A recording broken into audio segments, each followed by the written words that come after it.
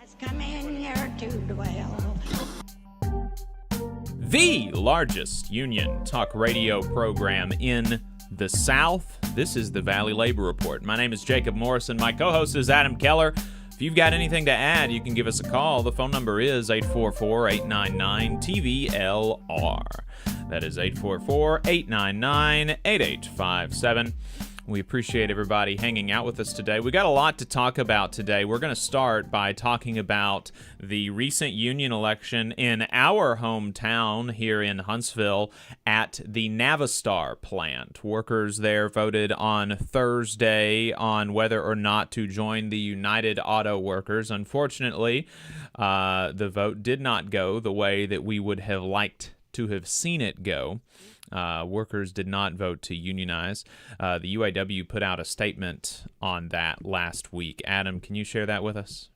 Yeah, I wanted to share the statement from UAW, share a little bit from that first as we talk about this. You know, Huntsville is where we're broadcasting from. There were about 220 workers affected here at Navistar, also known as International Motors. And, 220 workers may not seem like a huge election by some standards, but when I looked back at all of the NLRB elections in Alabama over the past 5 years, or 5.5 years since January 2020, it's actually one of the biggest ones we've had go to an election in the last 5 or so years, made the top 5 at least. So, pretty significant. It's right in our backyard. So we wanted to open the show today by talking a little bit about it. And the UAW did put out a statement yesterday or Thursday evening, after the election results became clear. And they said, quote, "Once again, the statewide political and business elites have closed ranks to protect their power and privilege, stacking the deck against Alabama workers. The statewide business lobby and their allies in government poured tens of thousands of dollars into commercials, digital ads, and union-busting consultants who charged thousands of dollars per day to coerce workers and sow fear at International Motors Huntsville. When workers at the facility started organizing their union, over 60% of workers signed cards saying they wanted to form a union with their co-workers. Navistar management then violated the neutrality agreement in its contract with other UAW-represented employees and unleashed its aggressive, illegal union-busting campaign. The workers put up a brave fight in the face of illegal intimidation tactics and coercion, but ultimately it was not enough to overcome a defunded, understaffed National Labor Relations Board, NLRB, and a system that overwhelmingly favors the employer at the expense of workers. International Motors is a wholly owned subsidiary of Traton Group, a German company whose official policy is to remain neutral if workers decide they want to unionize. Instead of following its own policy, the company CEO descended on the plant for the first time in years to campaign against workers unionizing. Then, 10 days before the vote, as momentum built for the union, management tried to buy back support by reinstating a health insurance plan they had taken away last year. Now that the election is over, nothing stops them from ripping it away again. That's exactly why workers need a union. Without a contract, there's no guarantee, only empty promises. While the workers and the UAW followed the neutrality policy and the letter of the law, International Motors and Alabama's anti-worker corporate special interest groups stopped at nothing to prevent workers from using their power to improve their lives.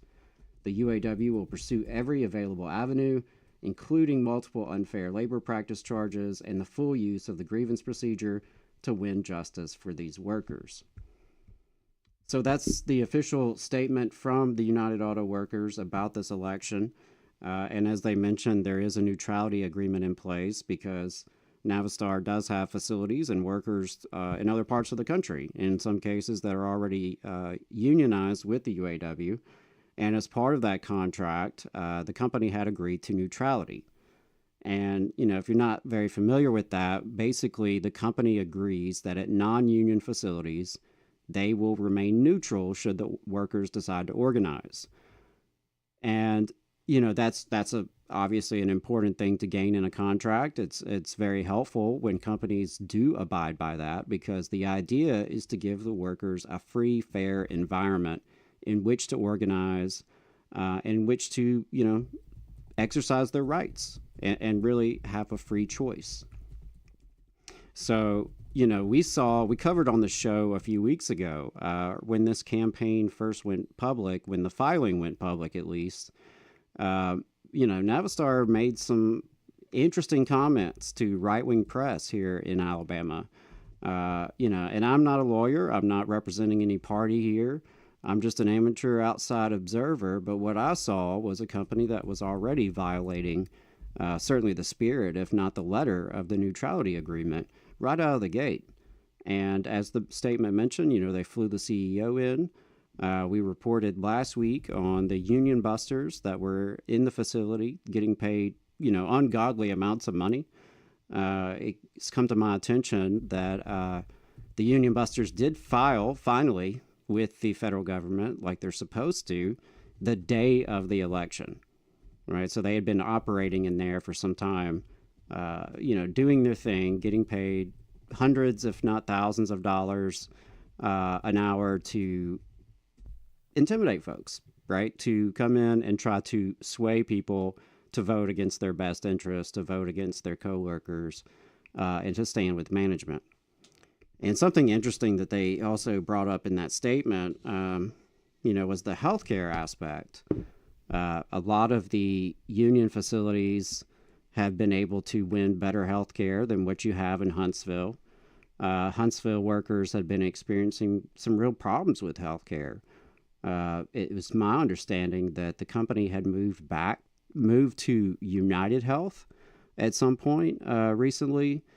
And if you're not in Alabama, you may not know what a big problem that is. But if you're local, you know that Blue Cross Blue Shield dominates this state, right? Like the healthcare market is almost entirely captured by Blue Cross Blue Shield in Alabama. So if you have an insurance provider that is not Blue Cross Blue Shield, chances are it's probably going to, be worse. Either less coverage or more expensive or perhaps both. And wouldn't you know it, a week or so before the election, the company, I guess out of just the goodness of their hearts, decided to bring back the Blue Cross Blue Shield health insurance. Isn't that something? So it shows me, at least, as again, someone just kind of from the outside looking in, that the company was scared. The company was scared of the workers coming together, exercising their rights, building their power on the shop floor. And so they dangled out carrots. They had the sticks, they had the carrots. They had the union busters, but then they also were willing to, throw out some healthcare improvements at the last minute to try to win off enough workers. And as the statement pointed out, the really scary thing is there's nothing stopping them now from taking that healthcare back, right? Taking it away, making it worse. They can do that because there's no union contract. That is one of the important reasons why unions fight for collective bargaining agreements, right? To get something in writing, to get a binding contract in writing so that your healthcare, your pay, your working conditions, your safety, all of that is not just subject to the whims of management. And they can't just change it whenever they feel like it, right? They actually have to go through you and your coworkers to make those sort of changes. So, it's tough. This is Huntsville. This is our backyard. So it's tough to see a loss in the South. It's tough to see a loss, particularly close to home. I would encourage those workers who have been organizing to keep organizing. Stay at it. Don't give up. Keep having conversations with your coworkers. Keep building effective committees. It's really, really important what you've done so far. And I think there's still opportunity to keep going. UAW said that they're going to continue this fight in various ways, whatever that may look like. We'll see. Again, it looks to me like the company violated their agreements in multiple ways. So we'll see how that pans out. But most importantly, I just want to send our love and solidarity to those workers who have been organizing, who were willing to face the odds. And take on not just the company's management, but the entire business establishment in town and in the state, because the Business Council of Alabama unleashed like a flurry of advertising, of propaganda. You know, people kept reaching out to me and Jacob because they were getting the anti-UAW ads on their YouTube, right? They were going on YouTube to listen to music and getting bombarded with propaganda from the Business Council of Alabama. And, you know, there were people who reached out to us who were very upset about it. Some retired union members who heard some of these ads and were like, why are they lying? Why are they lying to people? Why are they spending money to lie to people to get them scared, right? It's very disturbing. But it's not anything new. We know in Alabama it is an uphill battle because there's going to be that kind of fierce opposition. We know that the business class and the political class are essentially one and the same. They work hand in hand. And we know that they are bitterly opposed to workers coming together. They're opposed to worker power. They're opposed to labor unions. They're opposed to any form of worker power, of just ordinary working class Alabamians coming together, uniting around our common interest and trying to fight for better lives, is perceived as a threat to the status quo. But that's why we have to keep going, right? And we can't give up, and we have to keep organizing. We have to keep pushing. We have to keep having those conversations with folks and building our muscles of democracy and collective action. That's really, really important. We cannot allow folks like the Business Council of Alabama to dictate our future because, you know, let's be honest, Alabama, we brag about being one of the best places for business. And, you know, folks like the BCA and the politicians love to talk about that Alabama is a great place to do business. But what about the workers, right? Because most of us are not business owners. Most of us are working class people. The vast majority of people have to work to feed our families, right? And it's our labor that powers Alabama's economy. So what about us, right? If you're saying it's such a great place to do business, but let's look at the quality of life, because Alabama ranks at the top of everything bad and at the bottom of everything good, right? When you look at poverty, mass incarceration, health outcomes, education, you name it, infrastructure, right? Alabama has some of the worst quality of life for working class people in the entire developed world. We have less rights, less benefits, less public services than millions and millions and millions of our fellow workers. And that ain't right. It ain't right. And that's what the Business Council of Alabama is defending.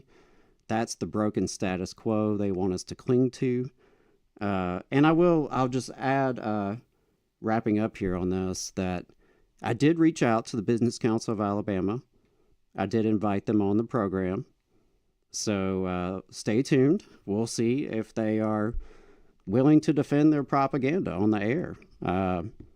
You know, they have an open invite to the Valley Labor Report. They are welcome to appear. So if some intern is listening to this, make sure y'all check your email. I did send it. You have been invited. And we'd love to have someone on the show to talk about it.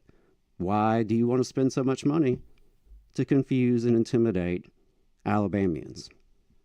I just want to make a couple of additional points there that, you know, and we pointed this out last week when we were reacting to the BCA ad. You know, some of the fine print at the end of the ad identifies the BCA, the Business Council of Alabama, the Council of Bosses in the state, as an organization dedicated to advancing the collective interests of the business community. AKA a union, yes, of business owners. I mean, that's literally what these chambers of commerce, these business councils, the councils of bosses, that's what they are. They are unions of businesses. And it is so funny that these organizations are, you know, trying to say that, what's good for us as in many times big multi-billion-dollar international corporations, what's good for us is to actually come together with other people within our class to advocate for ourselves collectively, because even the big multinational, multi-billion-dollar corporations are stronger together. Like, the business community is stronger when Amazon and Yellowwood and Alabama Power and Regions and Navistar and Mercedes and all of these companies come together and have one voice to help them lobby in the State House, to help them put out these ads against workers, to do things in the collective interest of the business class. There is value in a collective organization of businesses, and they are trying to tell workers that there is no value in organizations that advocate on the behalf of the collective interests of the working class. They say, no, us multi-billion-dollar international corporations, we need each other. It's actually going to be better for you if you, as an individual worker who has literally negative wealth because you don't own anything, because you rent, because you have debt, you have negative personal wealth. It'll actually be better for you as an individual if you negotiate with us individually. You don't need this kind of stuff that we've got, this collective organization to advocate on behalf of your class interests. You need to negotiate as a single individual. That is just, the irony there is so funny. And if you don't hear anything else that we say, I hope you take away that, the businesses have a union. The bosses have a union. Maybe I should think about if I need a union, if the bosses have one. And then also, we mentioned that the union busters, these folks have been paid literally hundreds of dollars an hour. I mean, I'm looking at one of the filings for one of them, like $3,000 a day plus expenses. Wow. To union bust. And, under federal law, these guys are supposed to file with the Office of Labor Management Standards, the OLMS, and disclose the nature of their agreement, what they are being asked to do, how much they are being paid, the duration of the contract, et cetera, et cetera, et cetera. Because the federal government has said the transparency is a value that we want to that we want to have in the world. If a company is, during the course of a union election, hiring a bunch of people to persuade their employees not to unionize, it is good for the employees to, at the very least, know who these people are and how much they're being paid. And these union busters, this is literally their job, their professional job, and they did not file these records until the day of and the day after the election. That way, people would not go into the voting booth knowing exactly who was in there, telling them not to unionize and exactly how much they were getting paid.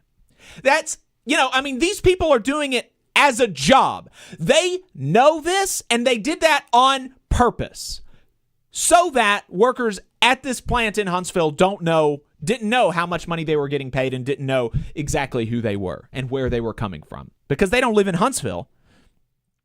It's so gross. But, they have the audacity to say that the union is some sort of outside foreign interest, right? When they are literally bringing in outside specialists to persuade you, right? And that was something else that really stuck in my craw about the BCA advertising and propaganda, is this idea that unions are not for Alabama. That unions are not for us, right? That sweet home Alabama, we don't need unions around here, right? And that's the vibe they want to portray. But, that's so ignorant of our history. Mm-hmm. It is so ignorant of our history, and they don't want us to remember our history. They don't want us to remember that 1 in 4 Alabama workers used to belong to labor unions. They don't want us to remember that Walker County, Alabama used to be the most unionized county in the whole damn country. They don't want us to think about that. They don't want us to remember that white coal miners and black coal miners were organizing together at the height of Jim Crow to win better lives, to fight for their communities. That's the kind of heritage we have of unionism here in this state, and the idea that it's some sort of like foreign or outside or Yankee interest is just total BS. It's ignorant of our history.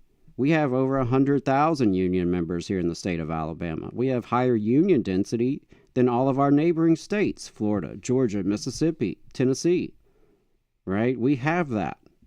There are more members of unions than the Business Council of Alabama, if I had to guess. We just don't have the money they have, right? So, you know, it's gross, it's disgusting, and, you know, I think it's just going to be really, really important that we, as labor unionists and as our allies here in the community, that we keep building something special and stronger, and something that can withstand these sort of attacks. And I think it's really important that we spread this truth and spread this news to folks that Alabama absolutely is home to unionism, and that workers in Alabama do not deserve any less than workers in Illinois or workers in Michigan or workers in California or anywhere else. Why do we deserve less? And why are you spending so much damn money to convince us of that? Yeah. Adam, what's been going on in Alabama? Well, there's a couple things I wanted to mention regarding local stuff. First of all, this Monday, August 11th, is the voter registration deadline for the municipal elections on Tuesday, August 26th. So a lot of folks across the state of Alabama are going to be electing city councils, school boards, mayors. It is not necessarily every city in the state.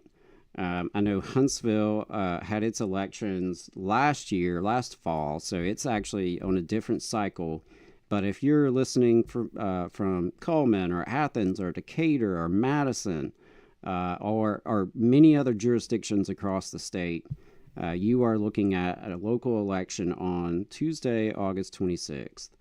And, you know, probably not a lot of fanfare in your community about it. I know there's, you know, not been just a whole lot of chatter about these elections because, you know, it's not the state legislature, it's not Congress. It's many of these elections are nonpartisan.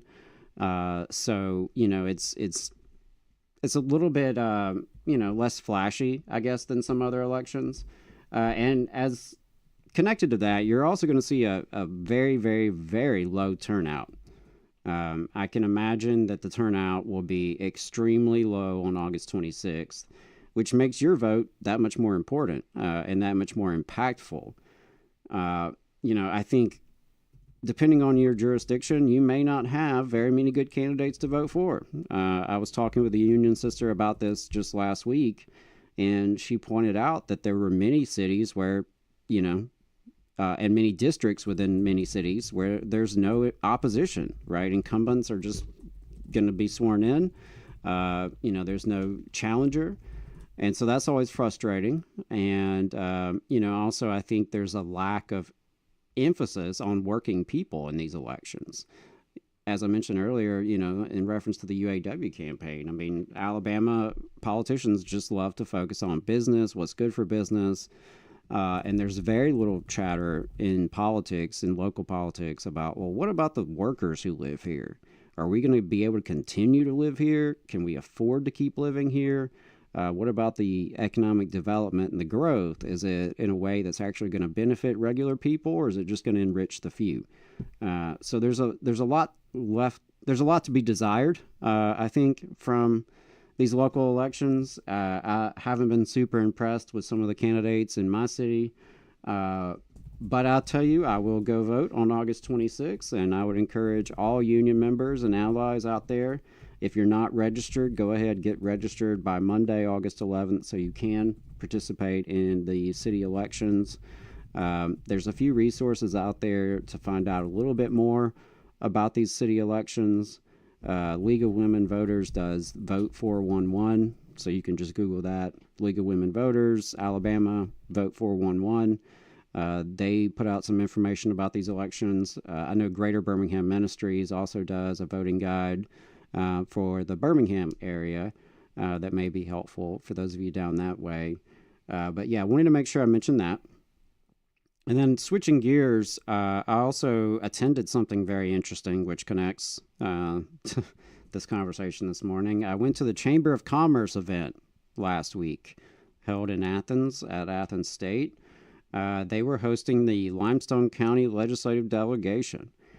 And, unfortunately, not all of the delegation was there. My state senator, Larry Stutz, did not show up. They didn't say why.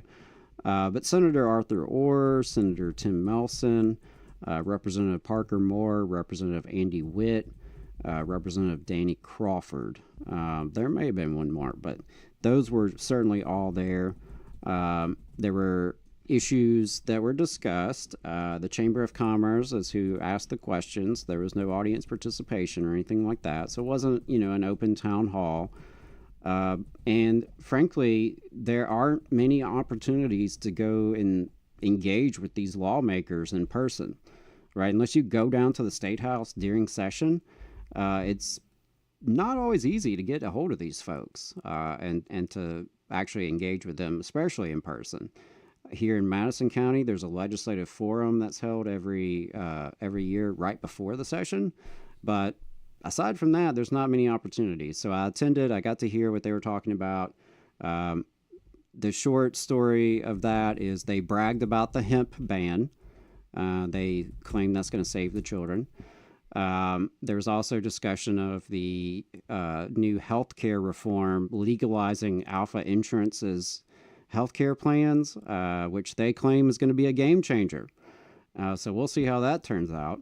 And there was acknowledgement from Representative Andy Witt.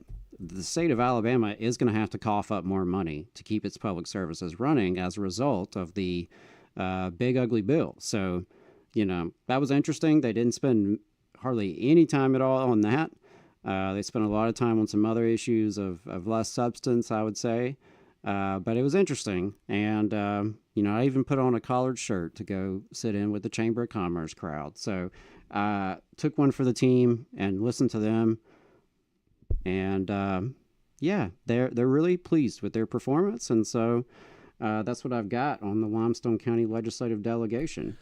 All right, there you go. We'll go ahead and open the phones. 844-899-TVLR is the phone number, 844-899-8857 if you want to call in. We're going to be taking a break here momentarily. We have Jessica LaPointe, a Social Security worker, coming on to talk about what's been going on within the Social Security Administration. We're also going to be talking about last week in Southern labor. I would really be interested in hearing from Navistar employees. If there are any that are listening and want to give us a shout, let us know what your thoughts are on the elections. We would love to hear from you, whether you voted for or against the union. I would be interested in your thoughts. Yeah, absolutely. And leave us a voicemail throughout the week. Yes, yeah. If you're hearing this and we're not live, you can leave us a voicemail at any time, 844-899-8857, 844-899-TVLR. Just a reminder, check out our website and our newsletter, TVLR.fm. We're not going to be able to get to everything during the show today for Last Week in Southern Labor and Bosswatch. So if you want to get the exhaustive edition of those newsletters, you're going to want to subscribe to our newsletter, and you can do that at TVLR.fm. You can also buy our merch at tvlr.fm/store and make a donation to the project at tvlr.fm/donate. Our listeners are the single biggest source of funding that we get, so it's really important that folks support us there to be able to continue the project. We appreciate everybody listening. We're going to take a break really quick. We're going to be right back with Last Week in Southern Labor. You're listening to the Valley Labor Report. Don't go anywhere. See you in a second. The attorneys at Maples, Tucker & Jacobs have stood with the working people of Alabama for over 40 years, providing skilled legal representation for your workplace injury claims. When you are injured on the job, it can be a scary time. The attorneys at Maples, Tucker & Jacobs have the experience to guide you through the process to make sure that you and your family are properly taken care of and your rights are protected. If you need help, call the attorneys at Maples, Tucker & Jacobs at 855-617-9333 or visit online at www.mtnj.com. No representation is made that the quality of legal services provided is greater than the quality of legal services provided by other law firms. Support for the Valley Labor Report comes from the International Federation of Professional and Technical Engineers Union. Learn more by visiting www.ifpte.org. Are you looking for a better future, a career that can have you set for life, and to be a part of something that's bigger than yourself? If you are, then consider a skilled trades apprenticeship with the International Union of Painters and Allied Trades. The work of IUPAT is all around us, from the industrial painters who work on the bridges to drywall finishers, floor coverers, the glazers who install the glass in our skylines, and so much more. With an IUPAT apprenticeship, you earn while you learn and receive benefits while learning the trade, including a pension. We provide world-class education free of charge. That's right, no student debt. Our starting salaries for apprentices that graduate is above the national median salary with benefits for entire families. And you have the flexibility to take your trade wherever you'd like in the country to work.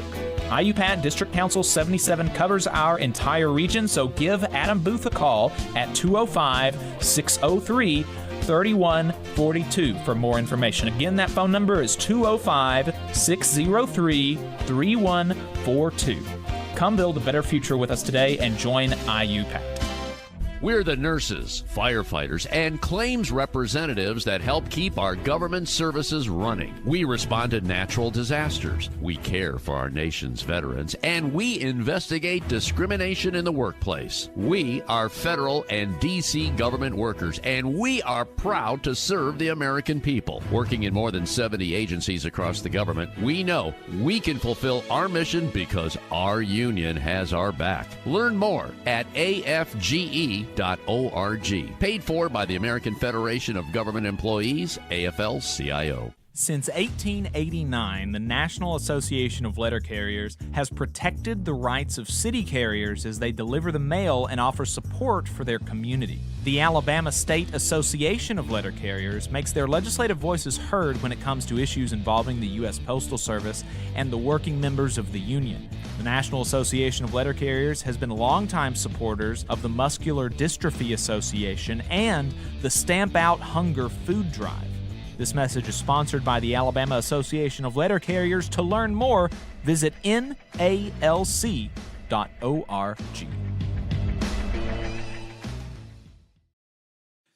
Unite Here is also a supporter of the Valley Labor Report. They are a labor union that represents 300,000 working people across Canada and the United States. Their members work in the hotel, gaming, food service, manufacturing, textile, distribution, laundry, transportation, and airport industries. You can learn more about Unite Here at unitehere.org.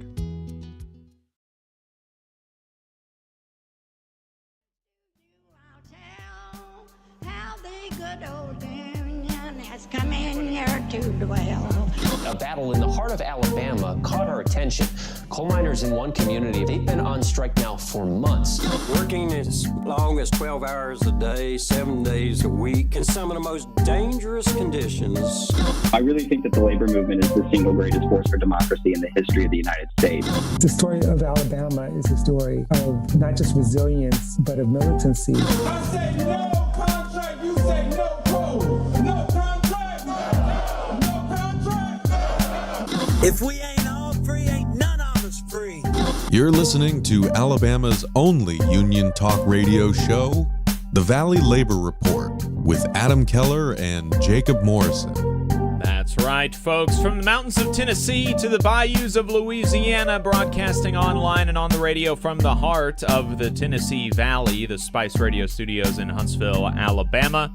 This is the Valley Labor Report. My name is Jacob Morrison, here with my co-host and fellow agitator, Adam Keller. Today on the program, We just finished talking about the Navistar UAW election in Huntsville.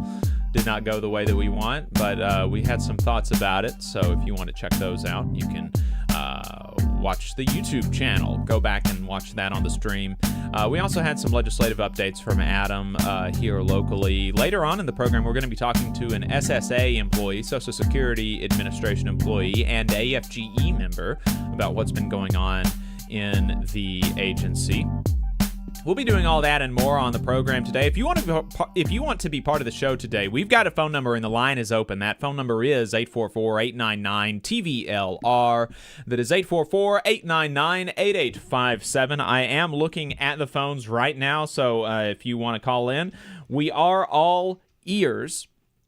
Especially if you work at Navistar in Huntsville. Would love to hear your thoughts if you work at Navistar in Huntsville. 844-899-8857. That's 844-899-TVLR. And if you're catching this while we're not live, you can leave us a voicemail at any time throughout the week at the same phone number. If you haven't gotten enough of us by the time that we wrap up here on the radio, or if you just want to see what we're up to throughout the week, you can find us anywhere you find anything online, in particular at our website, tvlr.fm. But we are also on YouTube, Facebook, and wherever you get your podcasts, all at the Valley Labor Report. Just a reminder, your support helps us stay on the air. Our largest single source of funding comes directly from our listeners. So if you want to become a sustaining donor to the program or just make a one-time donation, you can go to tvlr.fm/donate or patreon.com/The Valley Labor Report. We got a bunch of cool merch for sale at tvlr.fm/store, a unionized t-shirt and a cool logo cap. And finally, if you're a member of a union, then you should think about getting your local to sponsor the show. You can reach out to us for more details on that. Hey, y'all, let me add a disclaimer that any viewpoints or opinions expressed in this program belong solely to their author and do not necessarily represent any organization or sponsor. We want to welcome all of our listeners, whether you're on YouTube, Facebook, WVNN, WZZA, WHIV, WGOW, Means TV, or through your favorite podcast app. We are proud to be part of the Labor Radio Podcast Network and encourage our listeners to check that out. And as most of you know, we are not media professionals, just some diehard unionists who want to amplify the voices of the working class here in the American South. We're hoping this project can make a difference on that front, and we cannot do it without you. So we want to thank everyone for tuning in, whether you're a loyal fan or a first-time listener. We appreciate you spending some time with us, and don't forget to like and share the stream. Absolutely. We're going to do things a bit out of order today. We're going to go to Bosswatch first. And again, phone number is 844-899-TVLR if you'd like to call in. We're going to start with Bosswatch.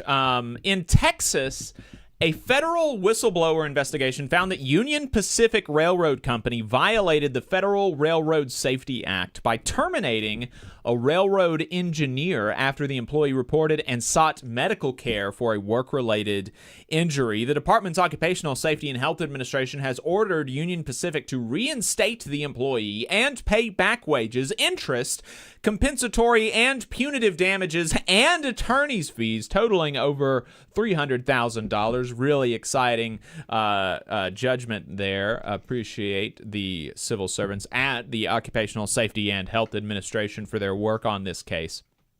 And I think, stuff like this is worth noting as railroad companies are trying to merge with one another. And I think, if I'm remembering correctly, that Union Pacific Railroad is one of the railroad companies that is trying to merge. And so you have to wonder if these companies are responsible enough to be trusted with an even higher level of market concentration than they already have. Are these actors trustworthy enough to do that? And I think maybe not. And just as a public safety announcement, OSHA's Whistleblower Protection Program enforces 25 whistleblower statutes that protect employees from retaliation for reporting violations of various workplace safety and health, airline anti-money laundering, commercial motor carrier, consumer product, criminal antitrust, environmental, financial reform, food safety, health insurance reform, maritime, motor vehicle safety, nuclear pipeline, public transportation agency, railroad safety and health, securities, and tax laws. So lots of whistleblower protections, and you can reach out to OSHA if you want to take advantage of those. Right, and I did want to mention it was Union Pacific and Norfolk Southern that are trying to merge. And a lot of the railroad unions have put out statements about that. So we may get to that later in the show, but yeah, lots of talk in the rail industry about this. Yeah. Not good is probably the thing there. In Alabama, this from AL.com's Patrick Darrington. I think Patrick has been on the show before. We talk occasionally. Yeah. He's a good guy. He's reporting on the Birmingham strip club, The Furnace, paying $1.25 million to settle a labor lawsuit levied by former exotic dancers, according to newly unsealed documents. The settlement was reached in February 2024, and part of the agreement included that the records be sealed for 18 months. Well, those 18 months have come and gone, so now the records are unsealed, and according to those records, 19 former workers received varying amounts of payments totaling $1.25 million that were based on an approximation of the time plaintiffs worked but were not paid minimum wage. Wow. The workers contended that the Furnace violated the Fair Labor Standards Act by not paying the workers minimum wage or overtime due to classifying the dancers as independent contractors. The lawsuit also alleged the strip club illegally took the dancers' tips and engaged in an illegal kickback scheme by requiring the dancers to fork over house fees. U.S. Magistrate Judge John England ruled in October of 2023 that the dancers were employees of the business and subject to the FLSA, not independent contractors. We've actually had some strippers on the program before who were part of a union campaign, and I think that this, I don't even, it's almost unfathomable that you could get to $1.25 million of unpaid wages with just 19 people. Think about, that's an insane amount of money to be stealing from barely more than a dozen individuals. And for minimum wage and overtime violations. I mean, that is absolutely wild stuff. And, really goes to show that, everybody needs a union, including strippers, including anybody who has a boss. If you have a boss, you need a union, and to protect yourself from these kinds of abuses. Yeah, I'm glad Patrick put that article out, and I'm glad the judge saw correctly what was going on, right? It's, you never know. It's a crapshoot in our system, whether or not, a solid case is actually going to be a solid case in front of the right judge. So, kudos for doing the right thing. For recognizing that these workers were being exploited, they were being misclassified. It's $1.25 million of minimum wage, right? Because minimum wage in Alabama is $7.25. Just to be clear, for those of you listening from out of state, we do not have a minimum wage law here in Alabama. So it's just whatever the federal law is, which has not gone up since 2008, 2009, somewhere in that arena. I was like a freshman in college, and my daughter is now in 4th grade, so hasn't gone up since. But yeah, that's a lot of money. That is a lot of money to be stealing from your workers. So shout out to those 19 workers. Hope you enjoy that payday, and I encourage you to organize a union. Yeah. So you can keep that kind of crap from happening again. And it's interesting that the strip club tried the argument about them being independent contractors. This is something that we're seeing a lot these days, and a lot of the reporting around that is actually is sort of kind of hints at or implies that this is a new thing, that this hasn't happened before. But actually, if you go back and read a little bit of labor history, you'll know that there was a very similar sort of arrangement that coal operators They used a very similar type of independent contractor arrangement in the early days, like in the early 1900s. And so, what's old is new again as far as the independent contractor stuff. It was bad then, and it's bad now. This segment of Bosswatch, Union Busters, covering national updates, is sponsored by Labor Lab. Labor Lab is an employer watchdog organization. They are committed to safeguarding the right to organize through unions, collective bargaining, and mutual aid. They do this by combing through reports that Union Busters are required to file with the Department of Labor. Here are the new filings from this week. Lux Bus America in California hired the TAG group. Workers lost that election 22-23. They and these people, just like the Navistar Union Busters, did not file until after the union election. Ocean Spray Cranberries hired LRI Consulting Services for $425 an hour, but workers still won that union election 14-1. These Union Busters also did not file until after the election tally was announced. Darigold in Washington State hired David Grimm Payne and Mara for $440 an hour. That union election is still open. Concord Hospital in New Hampshire hired Bardi Education Services. That election is still open. There were a couple of amended filings. The HR Jock added their compensation rate of $212.50 an hour for Blue Oval SK in Kentucky. And Davis Grimm Payne and Mara added the local union that they were organizing against for the Medics Ambulance Service.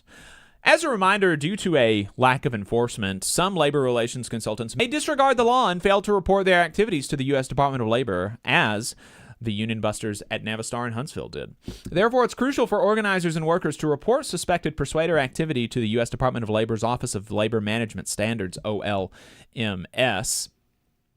You can do that by via email, olms-public@dol.gov. You can also call 202-693-0123 or contact your nearest OLMS office. If you need assistance with that, you can contact Labor Lab at contact@laborlab.us. Have we got Jessica in the Zoom? Jessica LaPointe is a SSA employee, Social Security Administration employee, and president of the American Federation of Government Employees Social Security Administration Council 220, representing the field offices for the Social Security Administration. Sister Jessica, welcome back to the program. Hi, thank you so much for having me. It's great to have you back. I appreciate the work that you're doing, and I know that you're doing a lot right now. This is a very busy time for federal union activists and officers, and you have all of the stuff with your day job that is still going on. So I appreciate your service to the American people in all of the hats that you're wearing right now. Could you give us an overview of what's been happening at the Social Security Administration for the last few months? You know, you've been working under a commissioner, people will remember, that had to Google the job when he got it. For instance, Frank Bisagno or something like that literally talked about, what does the commissioner do at Social Security? What does it mean? So, yeah, great guy to lead the agency for sure. What's been happening over the last few months?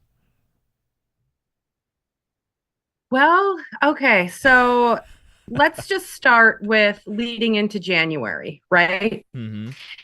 At the Social Security Administration. Now, this is a federal program. It's the face of government as we know it. Social Security services every American from cradle to grave with their earned, bought, and paid for Social Security benefits and services. Okay, we're an extremely popular government program. And the Trump administration vowed not to touch it when he ran for president. And that was smart on his part, because 8% of Americans want Social Security expanded and protected and not messed with or dismantled. However, leading into January, we were at a 50-year low in staffing while forced to serve an all-time high rate of beneficiaries, because over the last decade and a half, Congress, mostly Republicans in Congress, are abandoning the program. They don't want to admit that they want to privatize it outright. Well, they have recently. as they're just sort of, very transparent with their motives at this point, now that they got their guy in. But they haven't wanted to admit it, but they've been doing a lot of backdoor death by 1,000 cuts. So 50-year staffing low leading into January. Even in the last fiscal year, we lost another 10 to 20% of our staff in 1 year, because based on the budgets we get, we can only replace 1 for every 10 workers that leave. And we're largely an agency that has a lot of people reaching retirement age. So we were in crisis. And I just want you to underscore that again for a second, really quickly, before we move on from that point. Going into this year, because Republicans and some Democrats in Congress have opted not to increase the budget of the Social Security Administration, there were fewer people before Doge got here. There were fewer people working at the SSA than were working there in 1980. And there are, double the number of people in the United States as there were in 1980? I mean, it's just, we've seen such a huge population increase, so many more people that you are supposed to serve, and you have less people than you did 50 years ago. I just want people to underscore that. Okay, continue. I'm sorry for interrupting. Yep. That's what they're kind of doing to strangulate the agency, right? Benefits delayed or benefits denied. Back when I was hired in 2009, it took 2 months to get an initial disability decision. Now it takes over 8 months to get an initial disability decision. 30,000 Americans died last year while just waiting for their benefits to come in after filing. It seems like it's by design, not to get too conspiracy theory. You render a program useless under the federal watch, then that's a greater excuse to privatize. So going into January, the staff was burnt out. Right. And then we started to get attacked. Now the anti-poverty workers I apologize of this country, for stopping you again, but I do want to mention how much, a 50-year staffing low, you're burnt out, you've got a lot of work on your plate, but there was progress being made under Commissioner Martin O'Malley. Wait times were decreasing. And you mentioned that, benefits delayed are benefits denied, and that's such a good point. Elizabeth Warren made this Elizabeth Warren made this point as she was talking to somebody in a hearing about Social Security, talking about how, if you delay 8 months giving somebody the benefits that they have earned, there is not a mechanism to get that $5,000 back. And so that is a $5,000 lifetime benefit earnings cut for somebody that you have implemented just by delaying getting it to them because we have not fully funded the agency. But, all of the problems that we have just laid out, even going into January, there was progress being made. There were wait times were coming down. Customer service was increasing pretty dramatically, actually. And so since January, we've seen all of that progress erode, is my understanding, right? Yeah. Martin O'Malley, our former commissioner, did so many remarkable things for the agency, and I could talk about it all day. To be honest with you, he leaned into the workforce, he leaned into the union. Morale was improving, customer service was improving. We were up 6.2% in productivity overall from the previous fiscal year. We had signs signaling in our federal employee viewpoint surveys that employees were happier and more engaged, and we were delivering service to the American people. He deployed so much improvements in technology and business processes that got us to what now the current agency leadership is touting as their improvements, because it's undeniable that what he did was turn the agency around, right? So leading into January, however, if we don't get the budget from Congress out of our own trust funds, that is a separate trust fund from general taxpayer revenue. If Congress doesn't loosen the purse strings of the trust funds so that we can hire at a rate to meet public demand, and Commissioner O'Malley talked about this on the Hill and in the media ad nauseum, that if we don't get the budgets to hire, we cannot move forward as an agency, because the public wants human beings to serve them. The public does not want to get stuck in AI chatbot doom loops, right? They don't want to not have a community-based field office with a well-trained, vetted federal worker to answer their needs. They want all of these things. Pollings are showing this. And yet, the Trump administration nominated and Congress, the Senate confirmed a commissioner who is touting a diverse strategy agency, irregardless of the choice, irregardless of public action. They took all of those metrics off the website. So we don't know if customers under this new initiative are going to be served well, if they're satisfied, or really what the metrics are, because they've been largely removed from the website. So the lack of transparency since January, and really since he was confirmed, is a real problem. And the American people deserve data. They deserve to know what's going on, because this new commissioner and the agency and Congress work for the American people, and so do we as civil servants.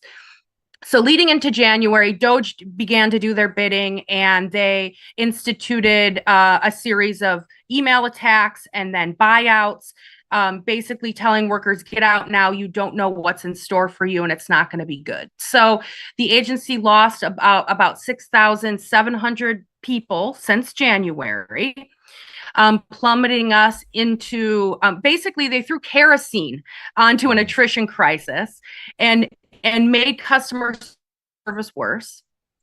And then, and that's all widely talked about in their weekly operational reports that the acting commissioner put on YouTube. We have those, some of those reports now, and it's showing the service delays, particularly hit in field offices.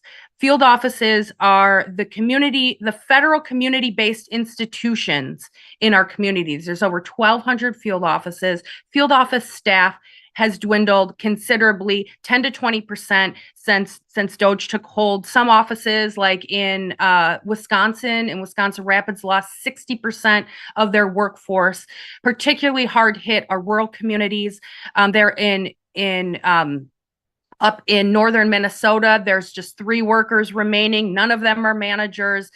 They did no staffing assessments when they bought out the workforce. So there are offices that just don't have enough staff to serve the American people. So then the commissioner came in, and as you said, he had to Google the job. He didn't lean into the union. He has still not met with the union. He has not leaned into the workforce. He wants to create a digital first centralized agency where, and it's all in his budget, where the workers out in California are going to be servicing the workers out in Wisconsin. People can't contact their caseworker. People can't get a hold of their community local office to handle their needs. And there's long service delays in field offices, because when they implemented in March fully appointment focused service, you could before walk in and get a replacement social security card, for example, or a question answered within about 30 minutes of waiting. Now you wait about 30 minutes and you get an appointment, and then you have to come back or get an appointment on the phone, and the appointment calendar is out months from now. While simultaneously the agency is sort of bragging about reducing lobby wait times, but that's disingenuous and a bit of smoke and mirrors, because you might wait to get an appointment, have an appointment that you have to wait months, and if you don't have a card, you can't get a job, so you may lose job offers in the meantime, while you're waiting to get service at the Social Security Administration. So that's a little bit about kind of what's going on. The remarkable thing that this commissioner did, this new commissioner, that is so nonsensical to the workforce and really punitive to the workforce, because they refuse to admit that they need a course correct from DOGE. They refuse to pick up the ball where Martin O'Malley left it and advocate for more staff. In fact, their budget talks about they don't need any more staff because they're going digital first and they want further staffing cuts. But what he's doing behind the scenes is moving workers around to improve statistics. So if he wants the 1-800 number statistics to improve, he moved about 2,000 field workers. Remember, long service delays in field offices, it's appointment only right now, or appointment focused. He moved those workers from the field to the 1-800 number to improve the statistics on the call answer rate on the 1-800 number. So he has admitted with his actions that he can improve with service without federal workers, but he refuses to hire federal workers. So it's like that cartoon where there's a hole in the dam and you put your finger in one hole and then a leak springs somewhere else, right? So that's kind of what's happening. The other punitive measures he's taken against the workforce, very anti-union measures, is eliminating the flex time of the 1-800 number workers, so that they no longer have a flexible schedule based on the understaffing, which happened from one moment to the next. He had managers call 4,000 teleservice center representatives over the weekend to tell them that on Monday morning, they are now losing their flexible work schedule. They have to report on the nose at 7:45 a.m. If they're a minute late, they will be considered either AWOL or have to take leave. Workers were in tears. They had to pull their kids out of summer camp. They had to scramble to find a babysitter over the weekend to be able to get to work on time. They made no accommodations for working families. And they did the same thing with the reassignments. You showed up one day, you were a field office worker, and you were told you were involuntarily reassigned to now answer calls on the 1-800 number. Completely different job, without training, without guidance. It plummeted workers into a mental health crisis. Many had to go on leave. They're still recovering from that. Field offices now, according to their data and their reports, have over 12 million items backlogged in field offices. These are claims, overpayments, you name it, sitting while he redeployed workers to the 1-800 number. And claims completion is down. It stagnated according to their own reports, and it has plummeted since he did the reassignments. And he's not tuning into that. It's like he's not understanding that. He doesn't understand the purpose of community-based service. He doesn't understand that if you destroy Social Security in communities, you destroy the fabric of communities, how much the economy is boosted by the return of FICA dollars into communities, and how these long service delays are delaying the economic stability and growth in communities, how Social Security improves incarceration, lowers incarceration rates, homeless rates, all of that. So while you're waiting months and months for your Social Security benefits to come in because of their actions, what you're doing is sending people into homelessness. You're denying children food on their table. You're denying children the resources that they need, disabled children the resources that they need to keep pace with their friends and to be able to live and thrive in their communities. That's the real impact that we're talking about here. And the American public needs to have their eyes open to that, because the administration is not going to talk about it. In fact, it's smoke and mirrors with them, but we're here to tell the truth. One of the things that's happened recently is, and it's been kind of a continuation of the rest of the Trump administration's policy with respect to honesty, which is to not have it. NPR reported on a story regarding the Social Security Administration where phone calls to local Social Security offices were being rerouted to other field offices, often to staff who don't have jurisdiction over the caller's case. And so, people were having difficulty like getting getting people who had the authority to do their case, and they were because of the system of like automation and everything, they were being sent to crazy places. And the Social Security Administration initially denied that this was happening, and then after like a few hours, they were like, "Okay, you caught us. Okay, we lied, and that it was happening, and we're sorry. We're trying to fix it." How indicative of that? How indicative is that level of dishonesty and just willingness to look somebody in the eye and lie? Is that indicative of the relationship that management has to the bargaining unit right now within the agency? Listen, right now it is. It has always been bargaining unit and management, right? Two separate camps. But right now, management and bargaining unit are all feeling it, okay, with these decisions that he is largely making on his own. And so here you're kind of making a distinction between like maybe the front or second or even maybe third line supervisors and like the political appointees. It's really the problem. You're identifying the problem as being primarily the political appointees with respect to this sorts of stuff, right? This is an example for that. So what they did, and the commissioner didn't realize that a caseworker out in California couldn't access a record out in Wisconsin. They created some sort of universal access. And they did it as a response to something in the media, and they did it immediately. They didn't notify management that they were doing it. They notified the American people they were doing it because they had a PR problem, but they didn't give any guidance to the workers. And there's no business model for that. So now anybody can go and do a record. We have no idea the scope of the changes we're supposed to be making, how to communicate with the caseworker, how to protect these cases from mismanagement. We have no business process for this, and the union's demanding one. And are we going to have to redo our performance plans? Management that oversees performance plans on specific cases? Who's going to get the credit for the cases, and what's the scope of your capabilities on these cases? Are you adjudicating them out in California to help out Wisconsin? Nobody knows. They just buried this guidance in some sort of a message that we got in an email. And it's off to the races. And this is the chaos and confusion that's happening.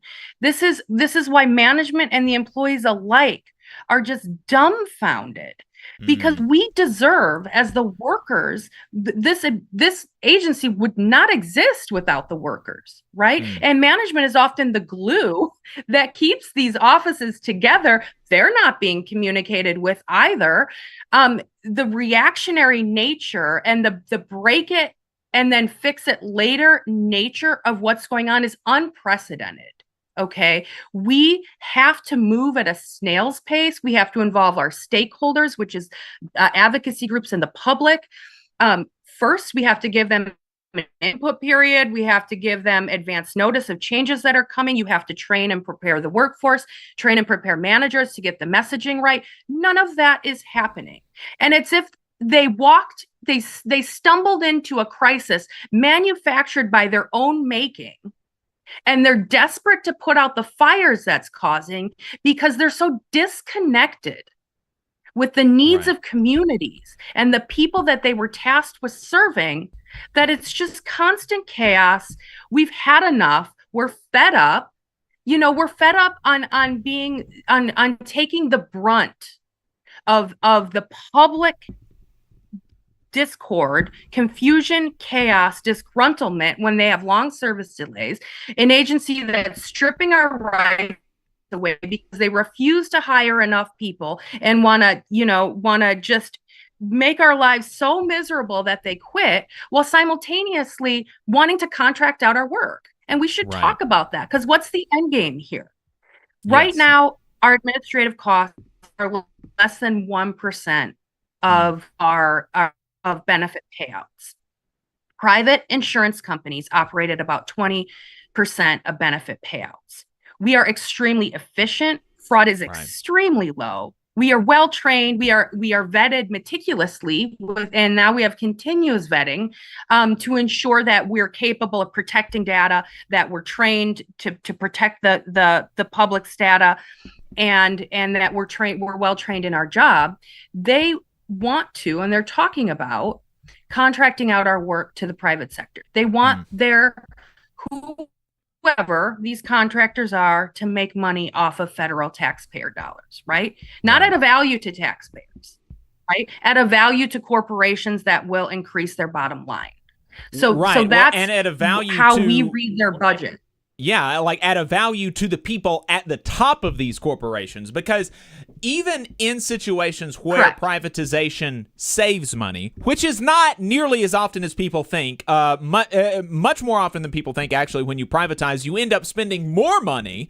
But if you are able to save money, the mechanism by which that happens is job losses, payment cuts, and the delta goes to the CEOs instead of a Social Security commissioner making, something like $200,000 or $300,000 a year. You've got a CEO of this private company making much, much more than that.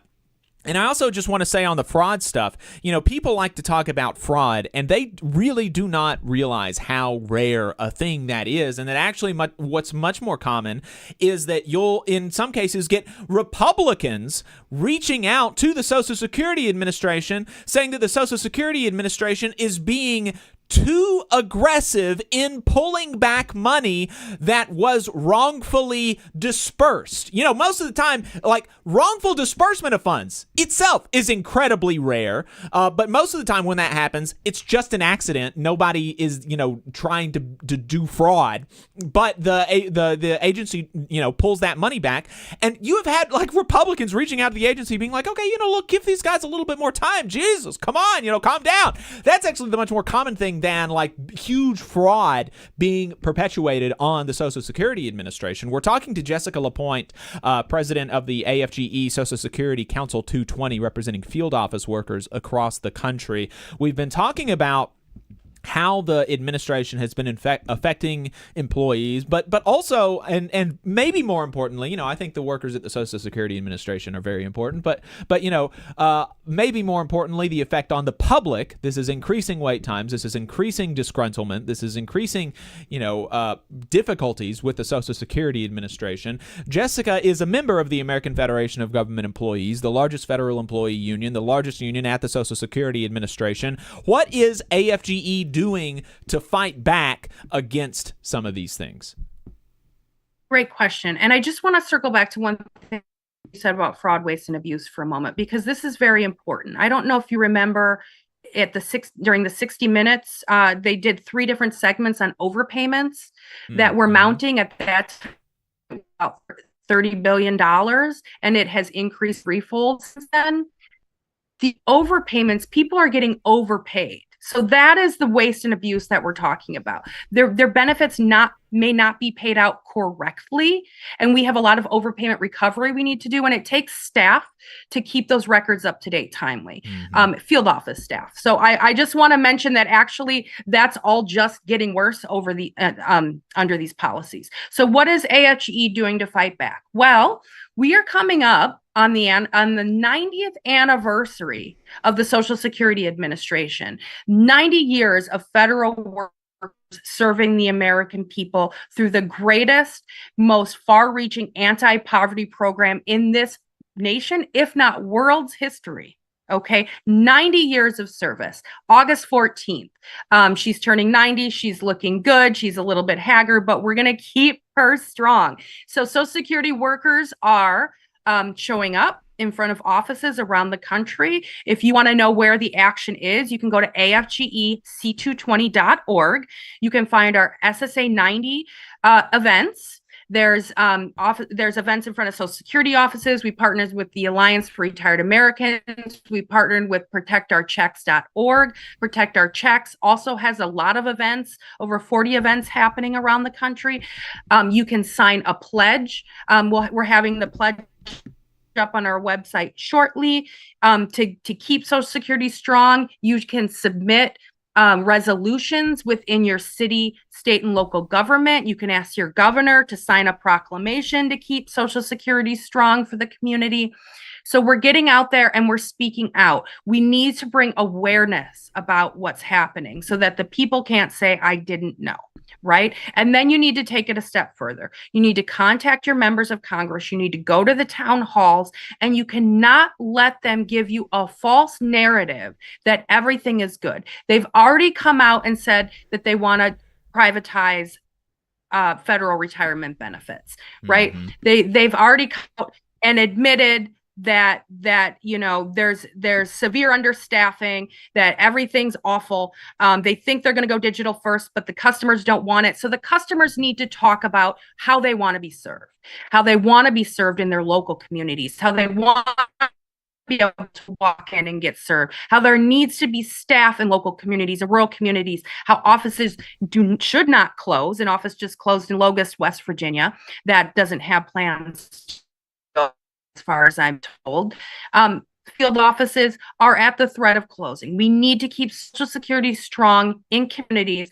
Social Security is part of the quality life agenda for communities, and the public, which is it's their money, it's their program, need to get out and demand that. So show up to the actions, call Congress, and hold this agency and administration accountable to your needs as FICA tax-paying members of the society. Jessica LaPointe, president of AFGE Council 220, representing field office workers at Social Security Administration nationwide. Thank you so much for taking the time to come on the show and talk to us about what's going on in the Social Security Administration. And thank you for talking about what AFGE is doing to support workers at the administration, but also to support the Social Security agency itself and to make sure that it's strong and can continue for 90 more years. And that's the thing that we'll close on, is that, there's a lot of talk about fraud, waste, and abuse. We talked about how that's mostly nonsense.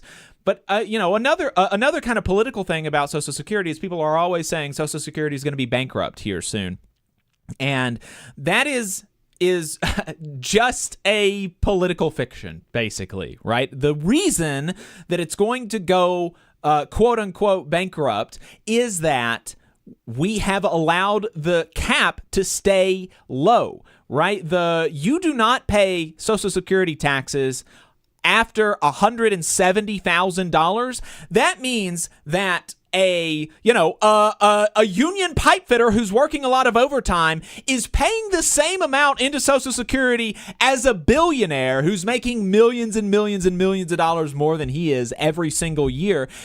If we just removed the cap and say everybody pay the same amount into Social Security, the billionaires pay the same amount of their income into Social Security as the union pipe fitters, as the teachers, as the bus drivers, as the garbage truck drivers, Social Security becomes solvent indefinitely, basically. And you can actually do that and increase the payouts by like 20%, and Social Security is solvent for 75 years. That's one of Bernie Sanders' bills.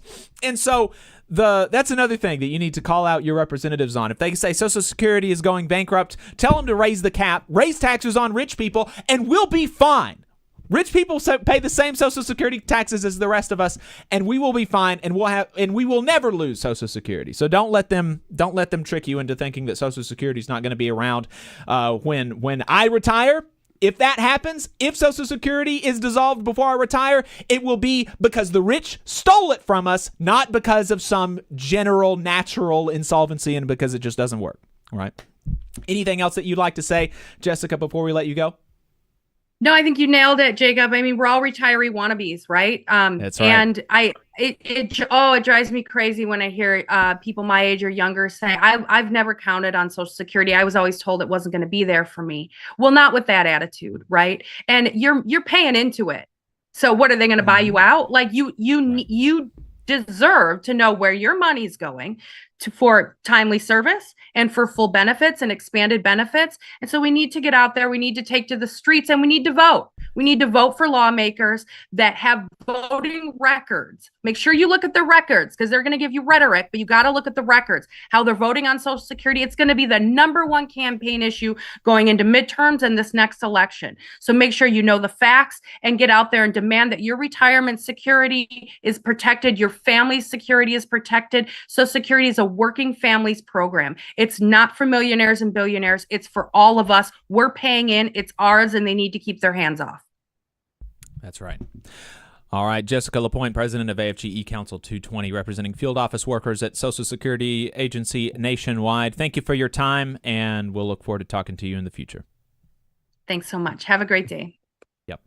We're going to take a break really quick. We'll be right back to wrap up the show. This is Elise Bryant from the Labor Heritage Power Hour. We're proud to be part of the Labor Radio Podcast Network, with more than 200 labor radio shows and podcasts from across the country and around the world. The Labor Radio Podcast Network, where working people speak. Find us at laborradionetwork.org. The Laborers International Union of North America, LIUNA Local 366, is proudly recruiting North Alabama local workers to work construction and nuclear plant maintenance. If you're interested, please contact April at our training center to start the process at 256-904-1753. No experience is needed. We offer free training, but you must be able to pass a background check and a drug test. Local hiring that grows our community with good-paying jobs that have benefits is our mission. Live better, work union, Local 366, feel the power. The Valley Labor Report is also supported by the Communication Workers of America. Learn more at cwa-union.org.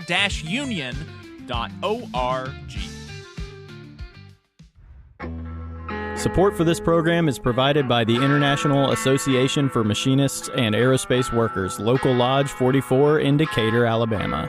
Learn more at iamaw44.org.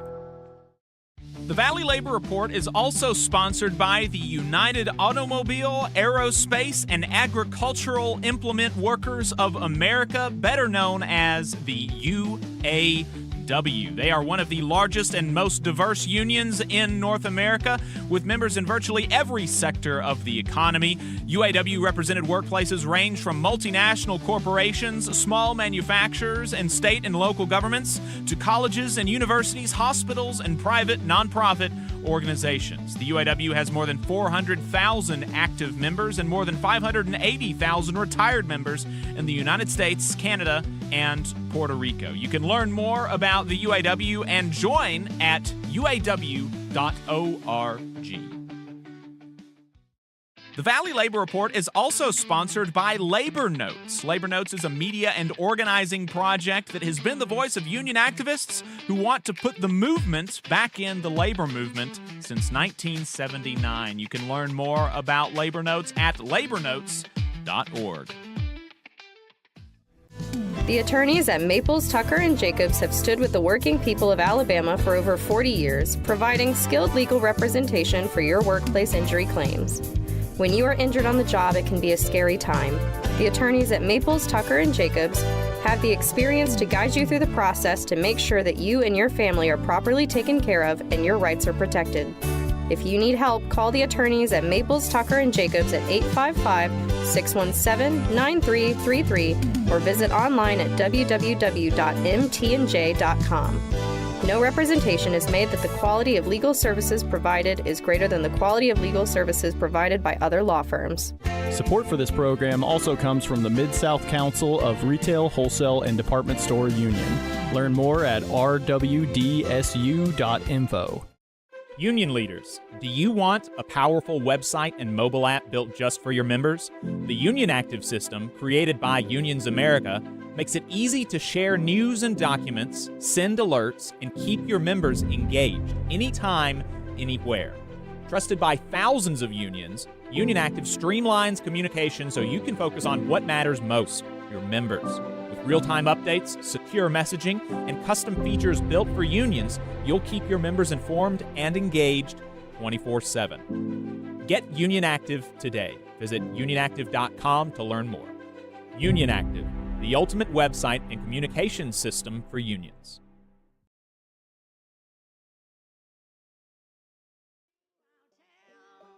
How the good old union has come in here to dwell. Tom Welch to Go to Labor. You're listening to the Valley Labor Report. My name is Jacob Morrison. My co-host is Adam Keller. If you have anything to add, you can give us a call. The phone number is 844-899-TVLR. That's 844-899-8857. Appreciate everybody tuning in. Just a reminder, folks, I think this is the last week that we're doing these reads because the entrance timeline is running out. But if you're a union member, you may already know about Union Plus from getting reduced rates at hotels and car rentals, but Union Plus is now running its 5th annual sweepstakes where unions can win where union members can win cash prizes, including a trip to New York City. Proceeds support Union Plus's mission to provide hardship grants, scholarships, as well as helping members access legal, health, and mortgage programs. There is no purchase necessary, but you must see the official rules at unionpowerusa.com to apply. You heard me last week. I entered the sweepstakes while I read the ad, like literally within 5 or 10 seconds. UnionPowerUSA.com. Put in your information. Tell them what union you belong to. If you're a union member, do it. It doesn't cost you anything, and you might win a free trip to New York City. I have won a prize from one of their sweepstakes before, so it's definitely, it's real. Union Plus has it. And while you're on Union Plus's website, you can check out the other discounts that they have for union members, like discounts on car rentals and hotel stays. It's a really cool program. I have a Union Plus credit card. I get 1.5% cash back on all of my purchases. So that's very nice. Check it out. UnionPowerUSA.com to enter the sweepstakes. And there you go. And if one of our listeners wins this trip to New York City, Yeah. you at least got to send us a selfie, Yes. and shout us out or something. Let us know if you win the big prize. Please do let us know. Give a shout out to the Valley Labor Report. Yeah, and that way we can tell Union Plus that you heard about it from us, and they're like, oh, wow, maybe we should advertise on the Valley Labor Report more. We wouldn't be mad about that. We wouldn't be mad about that. Steve in the chat says, Arthur Blank, owner of the Atlanta Falcons and one of the founders of Home Depot, did a video recently saying he nor his wife should be getting Social Security or Medicare. And see, that's the thing that they try to do. They try to introduce these means testing stuff to Social Security and Medicare. And Social Security and Medicare is already means tested to a certain degree, right? I mean, you get more, how much you get out is dependent on how much you put in, right? Like your years of service, how many, and how much you made. It's like a certain percent of your income or something like that. I really, I don't know. I don't know that much about how Social Security works exactly, but it's already sort of mean tested. But they try to do this, try to undermine the universality of this program by saying, oh, look, I'm a rich person. I don't need Social Security. Well, if you feel that way, you can just donate the check to the Treasury. You can always do that.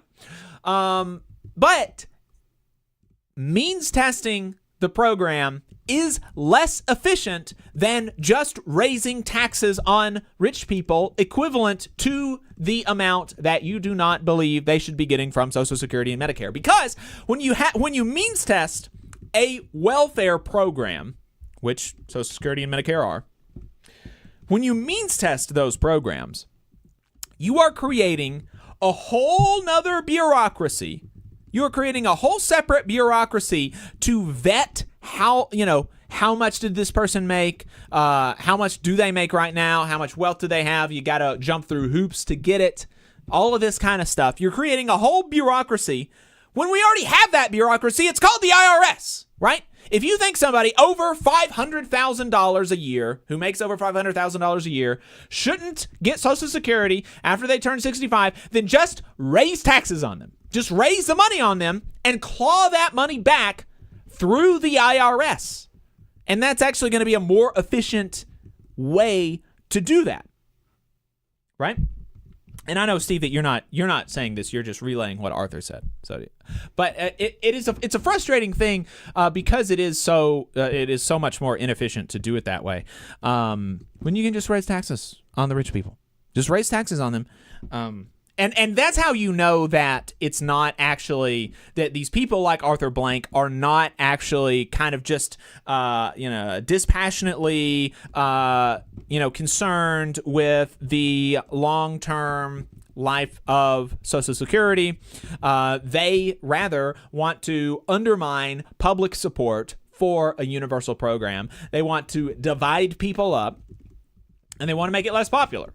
They want to make it less popular. They want to make it easier to privatize. They want to make it easier to undermine because, if they start saying, people at the very, very top don't get it, well, then the very, very top is going to keep coming down and down and down and down. And before you know it, then upper middle class people aren't going to be getting Social Security, and they're going to be looking at the lower working and poor people, and they're going to say, oh, look, they're getting this money and I don't. Maybe we should just get rid of this program altogether. We're seeing that with food stamps and things like this. And so, Social Security and Medicare are totally financially stable. We just have to raise taxes on rich people.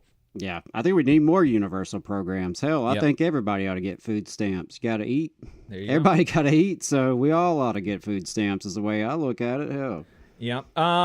We got a great second half of the program lined up for you. We're going to be talking to a worker from the VA to have a very similar conversation that we just had about the Social Security Administration, but about the VA. Lots of big news with the VA. Lots of big news about the VA. So stay tuned for that. We're also going to be talking to Matt Huber about his review of Ezra Klein's Abundance book. So check that out. Find us on YouTube and Facebook to continue watching the program. If you don't do that, we appreciate you tuning in for the radio portion of the program, and we'll see you next week.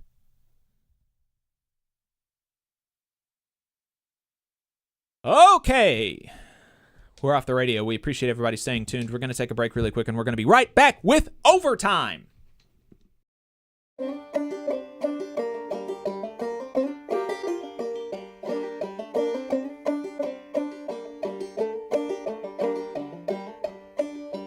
Come on, you poor workers, good news to you I'll tell.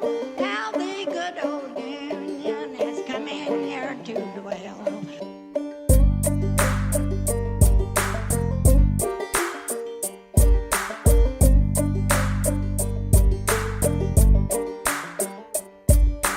Go to Harlan County, there is no neutral there. You'll either be a union man or a thug party agent.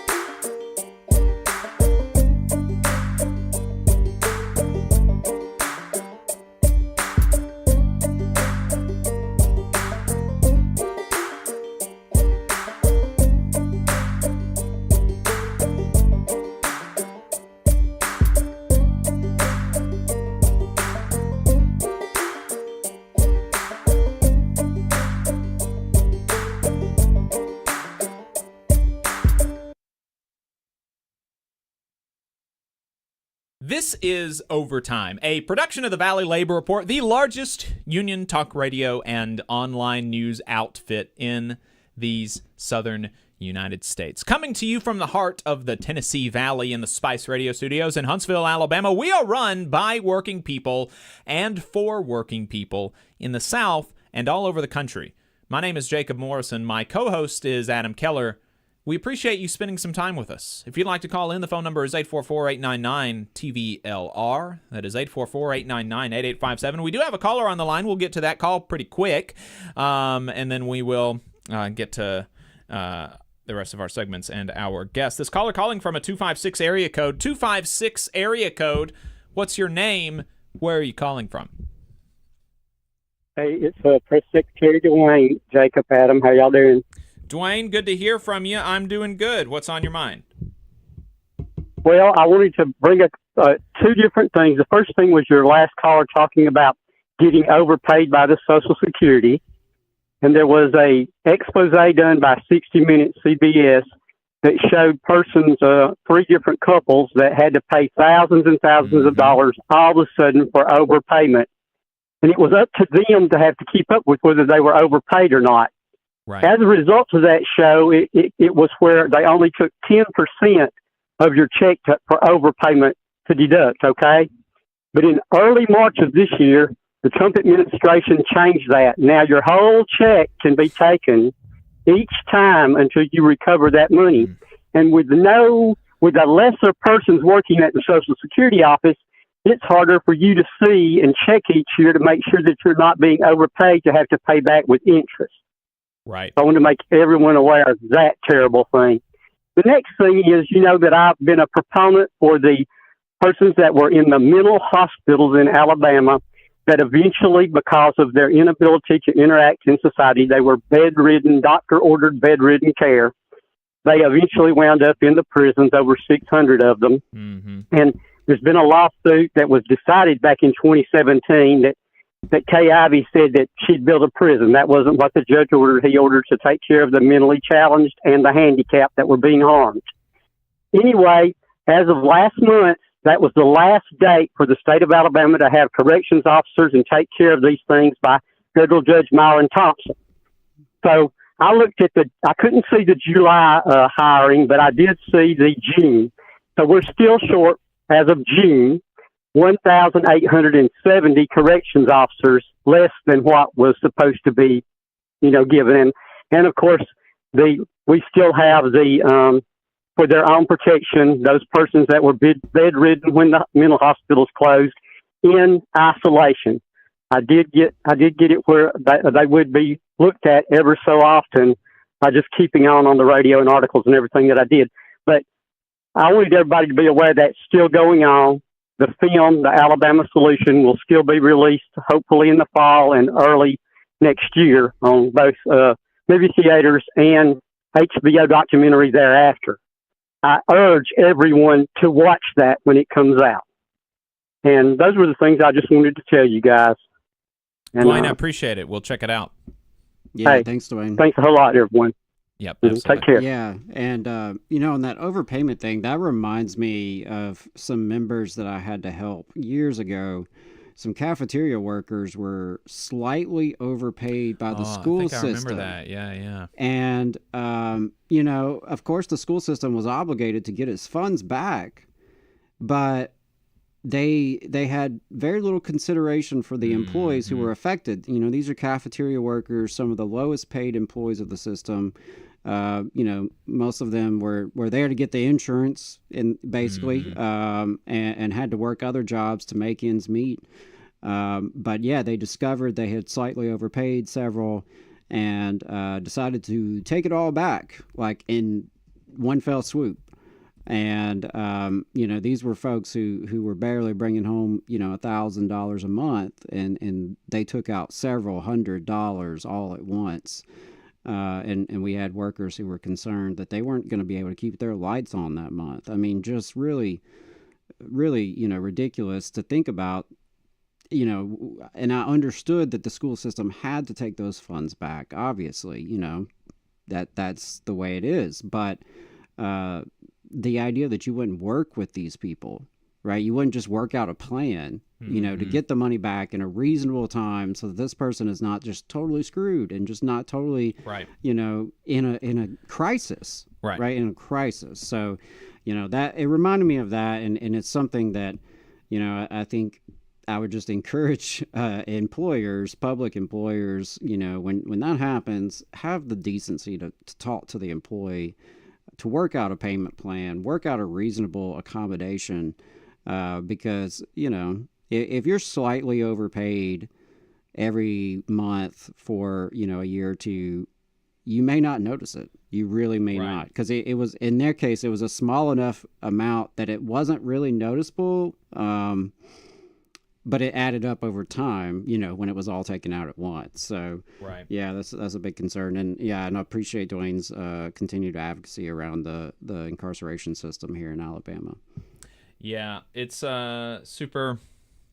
It's I didn't realize really lame. it was the lawsuit deadline this past month. So that he mentioned that, and I hadn't heard that. I hadn't seen a whole lot of reporting about that. So that's interesting. That is interesting. Yeah, it's it is funny that like the reality of Social Security overpayments is that. Maybe the problem is that the Social Security Administration is a bit and is forced to be overzealous by all of this stuff about people are doing fraud and stuff. It's forced to be overzealous about. Right, I get it, because they're concerned if they sit down and they work out a payment plan that they're not cracking down on waste, fraud, and abuse hard enough. I get it. It's a tough position to be in, and I really do not envy any of our brothers and sisters who are working for that agency right now. Because, as the sister pointed out, it's basically sabotage. Yeah. You sabotage these agencies and these public systems under public watch, and then you propose to privatize them as the solution. Whether it's schools, whether it's our benefits, whether it's our healthcare system. That's just the name of the game, right? You sabotage it, you weaken it through budget cuts, through understaffing, through, onerous regulations, poor management. All those things combine to weaken a public service or weaken a public agency. And then that weakens its popularity with the American people. Right. And then the people start clamoring for solutions, which they're happy to provide at a reasonable cost, of course. Yeah. Yeah, it's super lame. Super lame. Adam, I don't think I have enough time to react to the Sean O'Brien clip where he was on Barry Weiss, and the whole conversation was almost like it was specifically crafted to piss me off specifically. It was just, he was saying such insane things. I don't have enough time to react to that before we have Matt Huber on.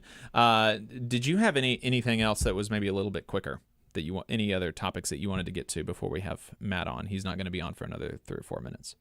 Well, I'll just say that I did invite President Sean O'Brien on the Valley Labor Report. He does have a podcast, as you mentioned, and our reactions to his interview with Vivek have cumulatively now gotten more views than his actual interview with Vivek. Yeah. Well, so I think, Sean, if you're listening, I think it would be helpful for him. I think this could grow your audience. Frankly, yeah, we'd be willing to do you a favor and bring you on the program, and That's right. and get Hell, you out if there. you want to come in person, I'll even pay for your hotel room.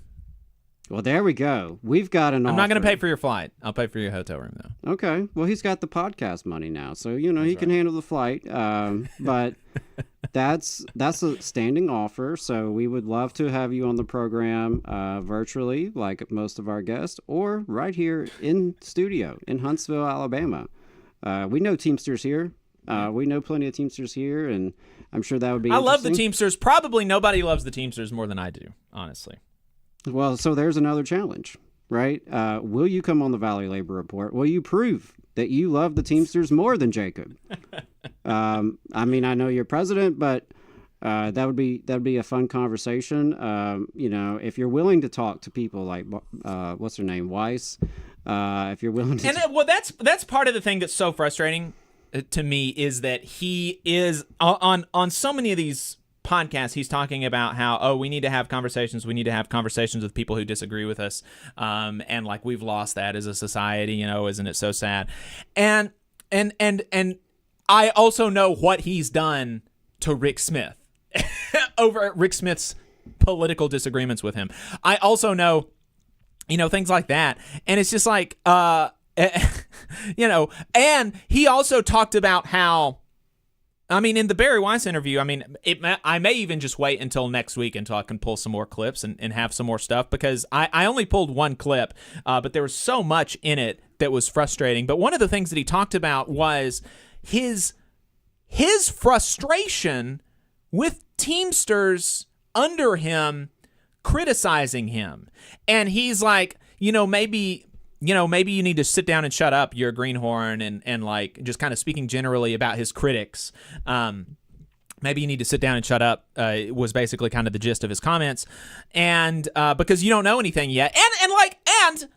And to be fair, like sometimes people do need to sit down and shut the fuck up. Right? Like that's true. That, to be fair, that is super, super true sometimes. But then in another part of the conversation, when he's talking about the Democrats, he's like, they just can't handle criticism, and we need to have an open debate about ideas and whatever. And it's like you gotta kind of choose one. You gotta kind of choose one. Either the Democrats need to need to welcome more debate about stuff and need to welcome other viewpoints and have conversations, which I think is true, or people under other people need to sit down and shut up. And I think that's a little bit less, look, what do they call it? Contradictions, a dialectic, right? Okay. There are tensions and you got to hold both of them. But it is kind of funny to be saying in the same podcast, like literally the opposite things. Yeah. And I'm all for open debate.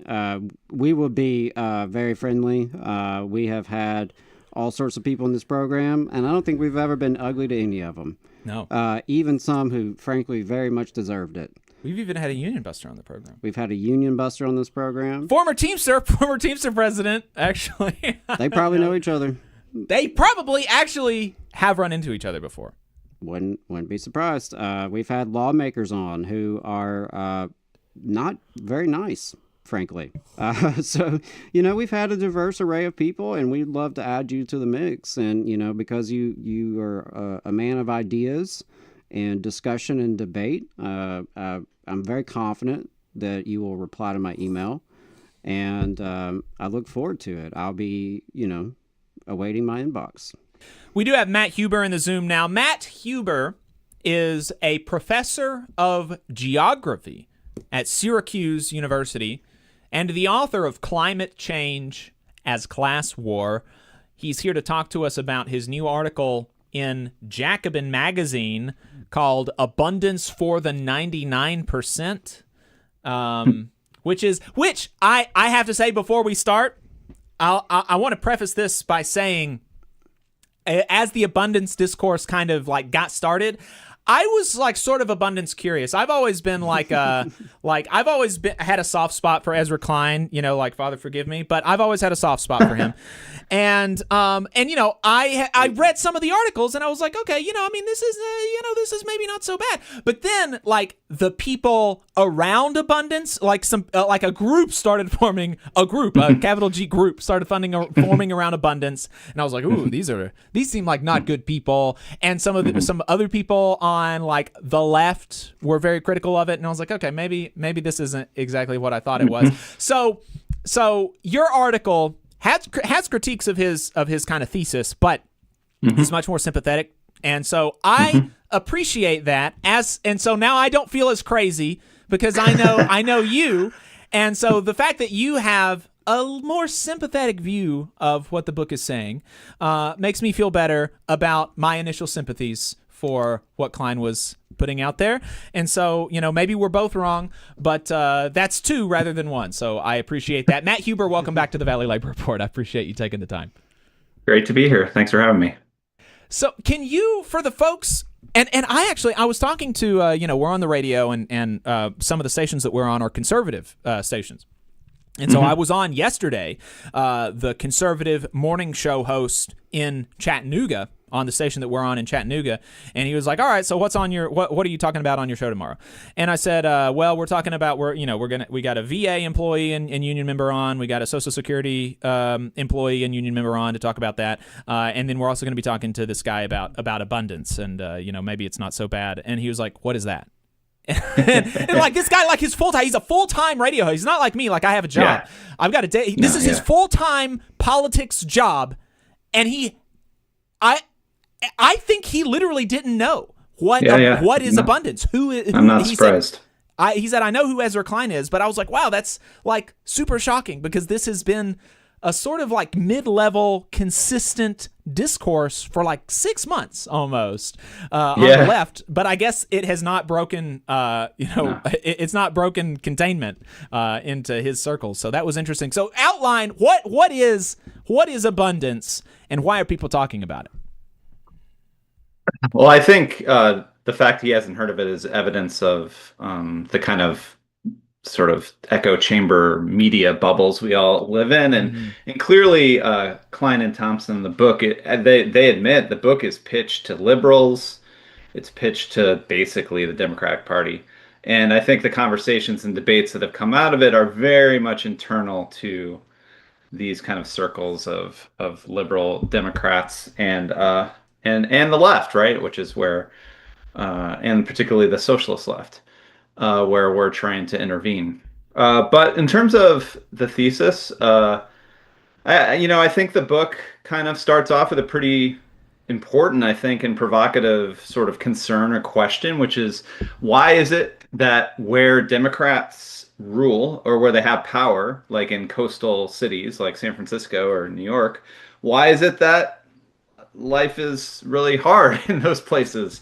And why can't for instance, why is there a housing crisis in these kind of democratic cities of LA, San Francisco, Boston, New York?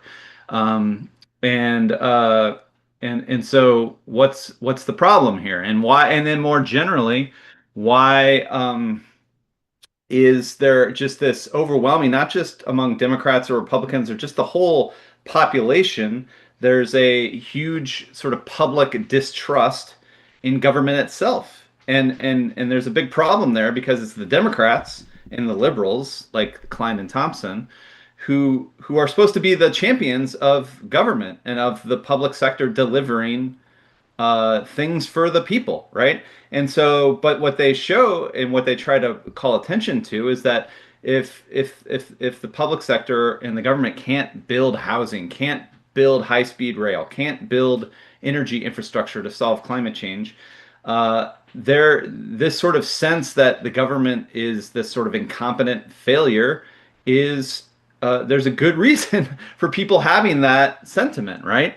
And so they kind of say, well, we want to build what they call, and sorry to keep saying build, they say we want to have a liberalism that builds, right? We want to have a liberalism that could actually deliver a huge amount of housing, a huge amount of clean energy, a huge amount of high-speed rail, and like they're trying to critique what they call it the pathologies of the broad left, and in that sense, they point out, like, why did Obama champion this high-speed rail in California that literally never got built? Biden did the same thing with rural broadband. They were going to build all this rural broadband, and basically none of it happened. and so that's the real question.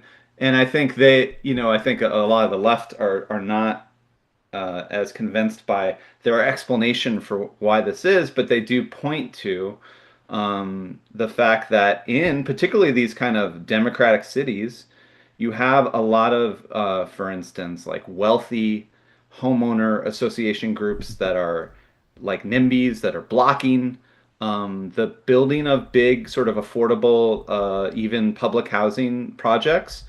And on the other hand, you have a whole sort of network, and here's where the capital G groups that you mentioned before comes in. You have a network of very kind of legalistic NGOs, particularly environmental NGOs, that are constantly suing the government to block projects from being completed, and sometimes for good environmental reasons, but the ultimate reality is that there's this huge sort of network of liberal and progressive NGOs, and that are extremely legalistic, and have armies of lawyers who are really sort of in the business of blocking a bunch of infrastructure development.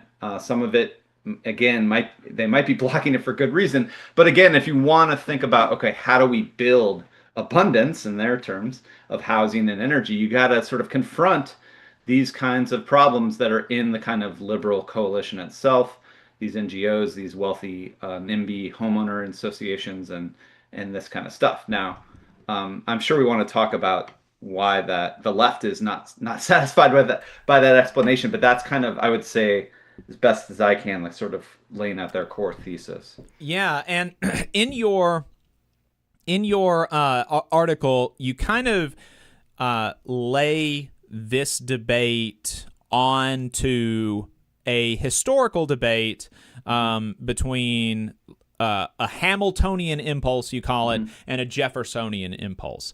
And the Jeffersonian impulse being more like what we see the antitrust crowd today, saying that, we need to break up big companies, big corporations. Just the fact that they're big is kind of bad, and we need more smaller companies, local companies, and local control, decentralization. That's actually going to be better for everybody.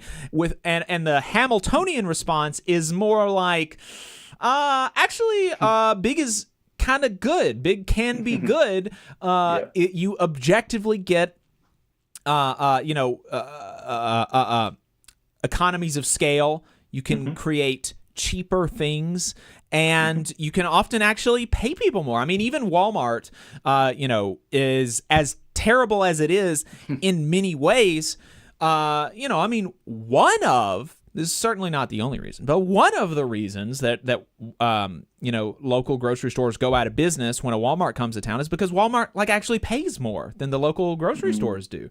I worked at one of those local grocery stores here that had been in the community for a couple of generations, and people at the church that I went to, they still, until the store got new ownership, they had a loyalty to the family that owned this grocery store.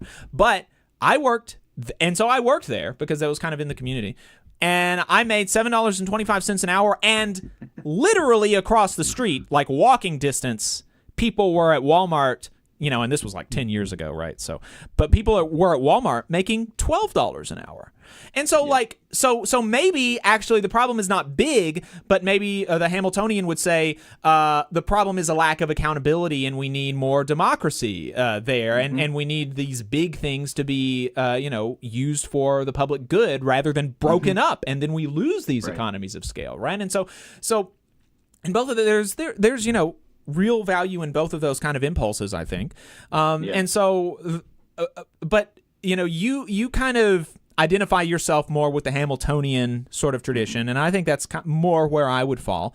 But even some on the Hamiltonians within what I would consider the Hamiltonian sort of thing, the Saikat Chakrabarty guy, he has even been critical of this and of Ezra Klein's sort of abundance. And so, can you lay out the criticisms of Klein's abundance and Thompson's abundance from both the antitrust, the Jeffersonians, and the maybe New Deal Hamiltonians?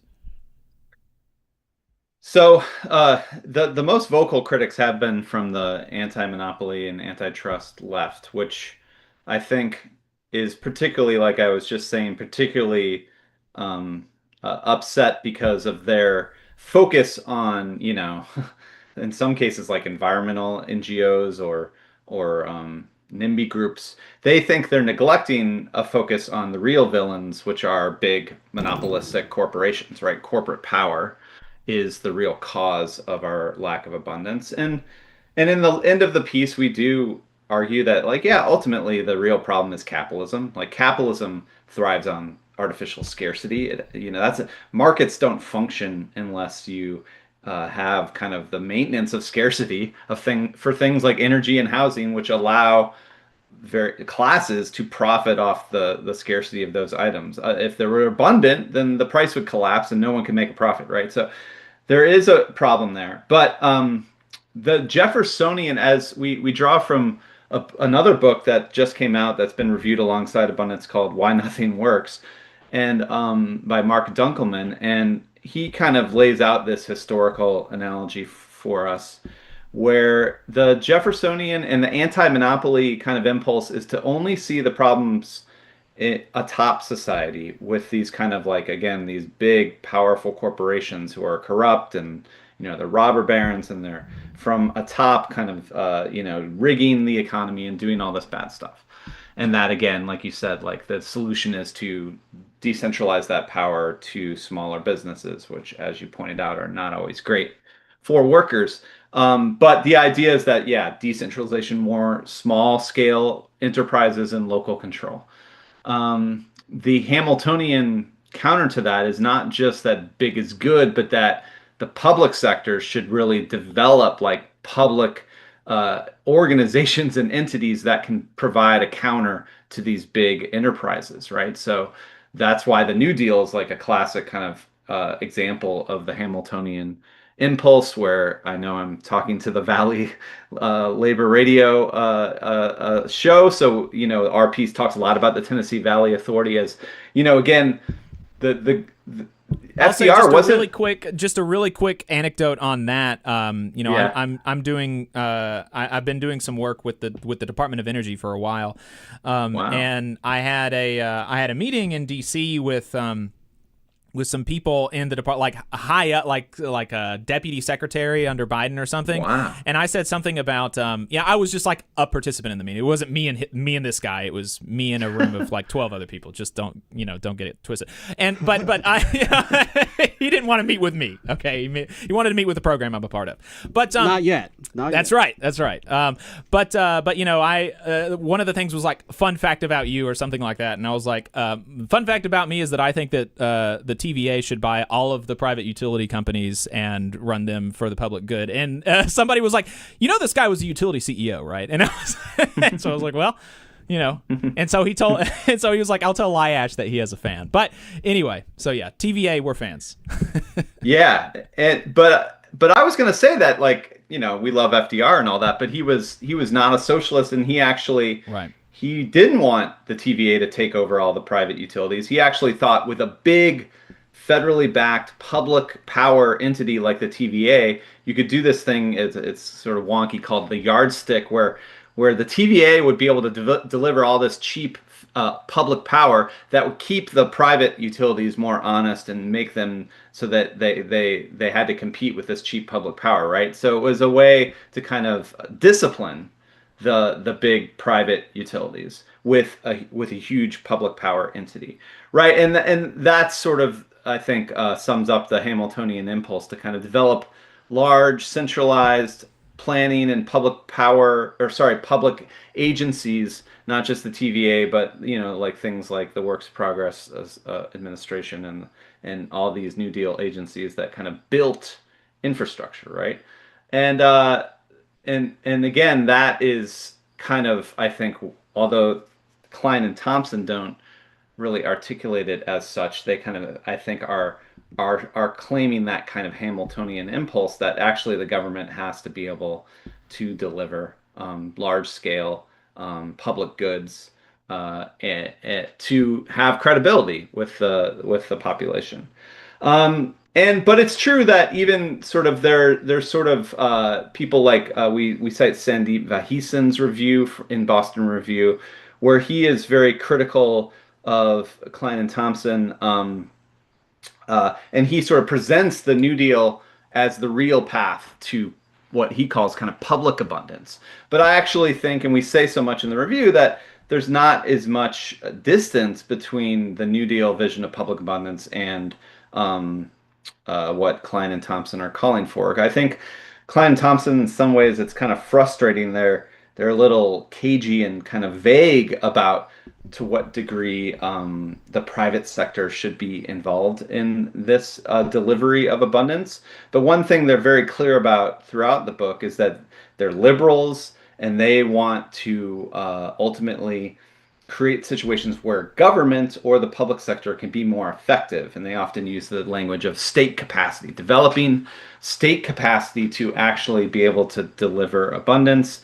And I think that's the New Deal is one of in our country's history, one of the prime examples of that actually happening.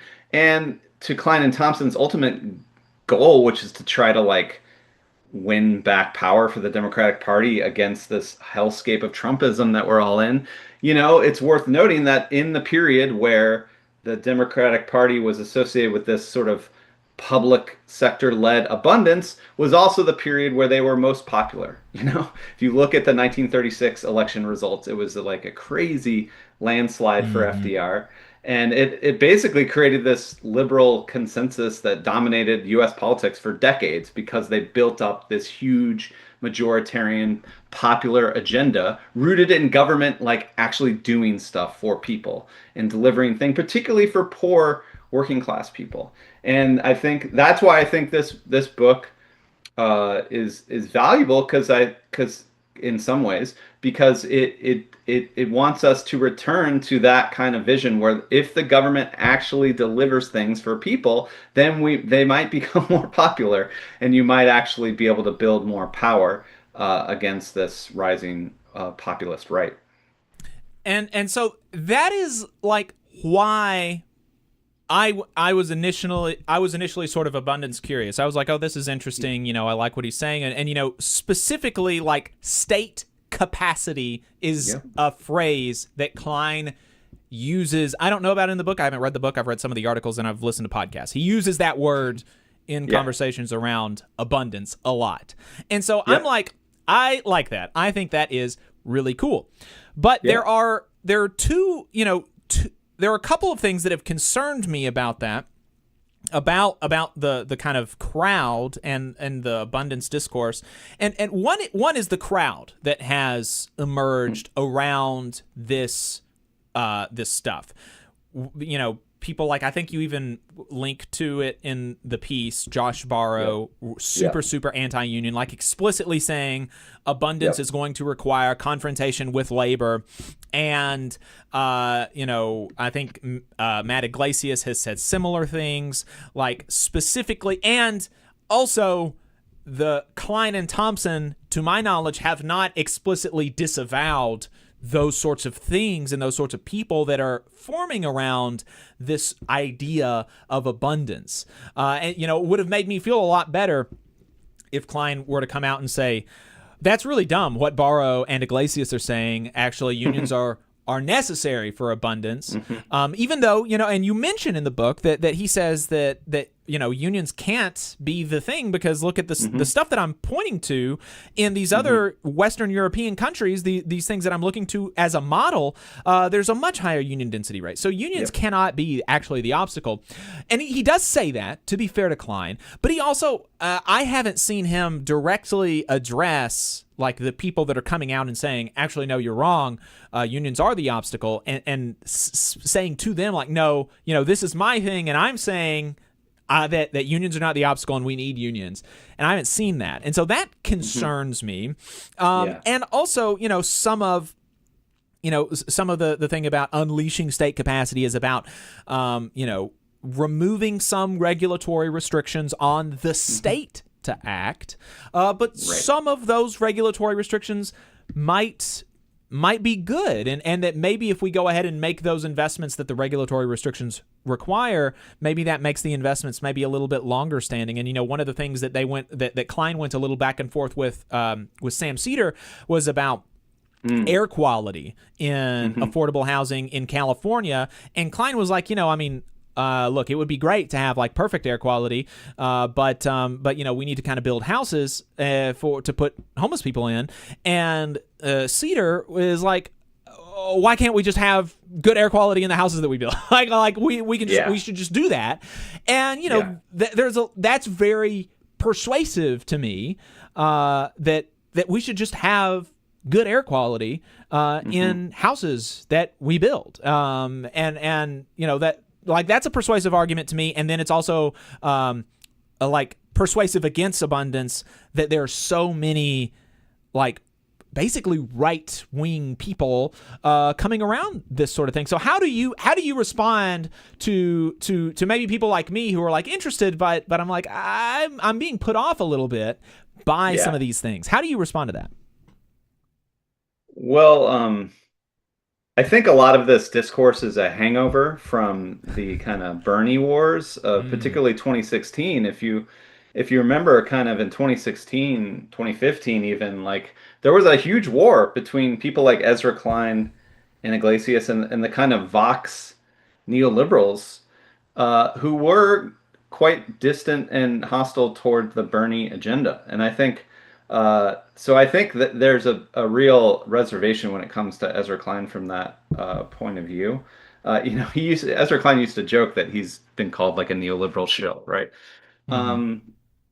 So I think there's a hangover there, but you're right that there has been a kind of coalition forming in the real world around this idea of abundance that does include a lot of what you just would call centrist Democratic Party forces, and again, some of which say just ridiculous, horrible anti-union nonsense, which again contradicts what the book actually says.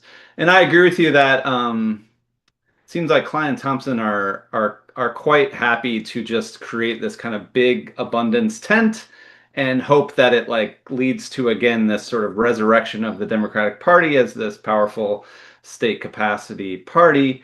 And I think to be honest, that seems to be pretty much in line with what Ezra Klein and the Vox people have been about since not even the Bernie era, but I remember, it was always Ezra Klein and others who were kind of just Medicare for all is great, but we can't really get it passed, and there's all these problems with the filibuster and blah blah blah. So so I would prefer, what we try to do in the review is just say, let's focus on the book, right?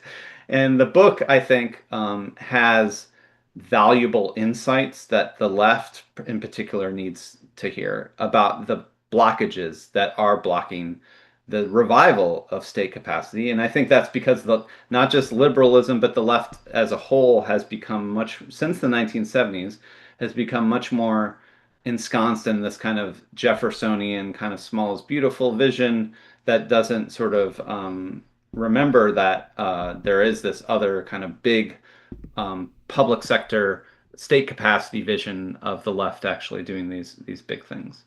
And so I think I've sort of lost my train of thought there, but I think I wanted to talk about the air quality question, which they have an unfortunate example in the book where they say that are these environmental rules worth just leading to the housing not being built, and then you have homeless encampments under a highway?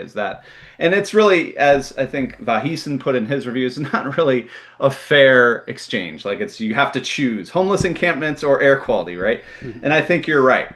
But I think what Klein and Thompson might say is that still, with this sort of bureaucratic thicket of very strict environmental rules, it's not that it's bad because of it's we should just have bad air quality.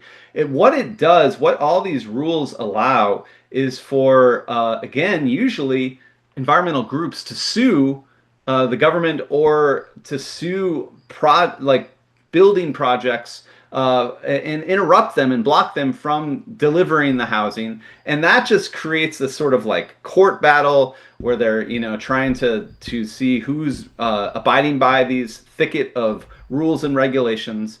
And actually, it would be more effective and for there to just be much clearer environmental rules that were administered by an effective central like EPA bureaucracy that just said you have to do X, that's it, right?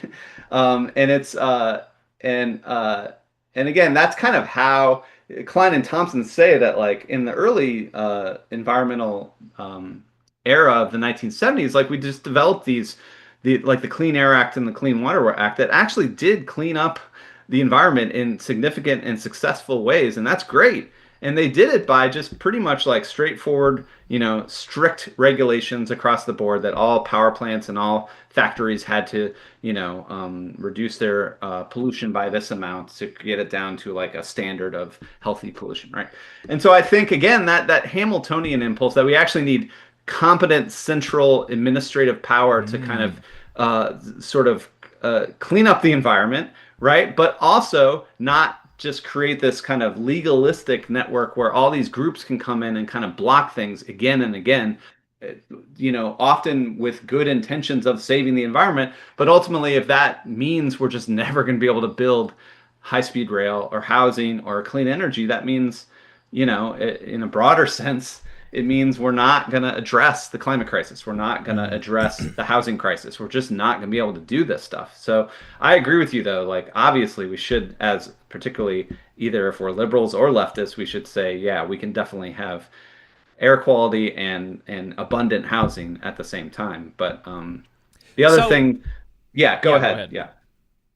Well, the other thing is that you know, like if you want that abundance, and the thing Klein and Thompson don't pay much attention to is like there's going to have to be a class struggle there, right? Because there are very powerful landlords and developers whose interests are in maintaining scarcity of housing and keeping rents high, right? So you actually have to have a theory of power to kind of confront that class who doesn't want abundant housing, right? Because it's against their interests.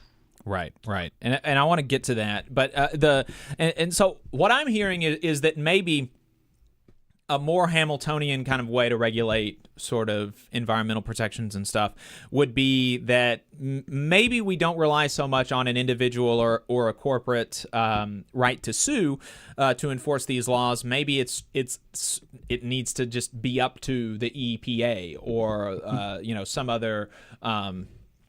other regulatory body within the federal government, that will just that authority needs to be beefed up. It needs to be much stronger than it is right now.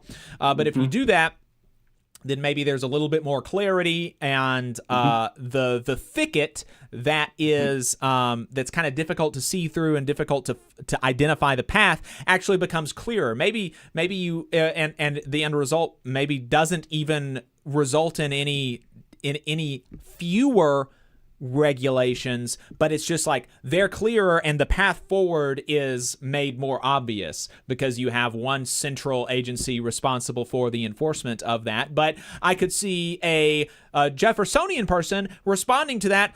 Well, look at the Trump administration, right? Look at the Trump administration. The EPA can't save us because even if there's a Democrat in power, maybe next time there's a Trump administration in power. And so we need to be able to have somebody like a Ralph Nader have the ability to sue and take it before the courts. And because the law, the environmental activists would say, the law is clear and they're in violation of it and the EPA is not stopping it. And so now the private citizen needs to be able to have some sort of right of response or something, right? And so how do you respond to that?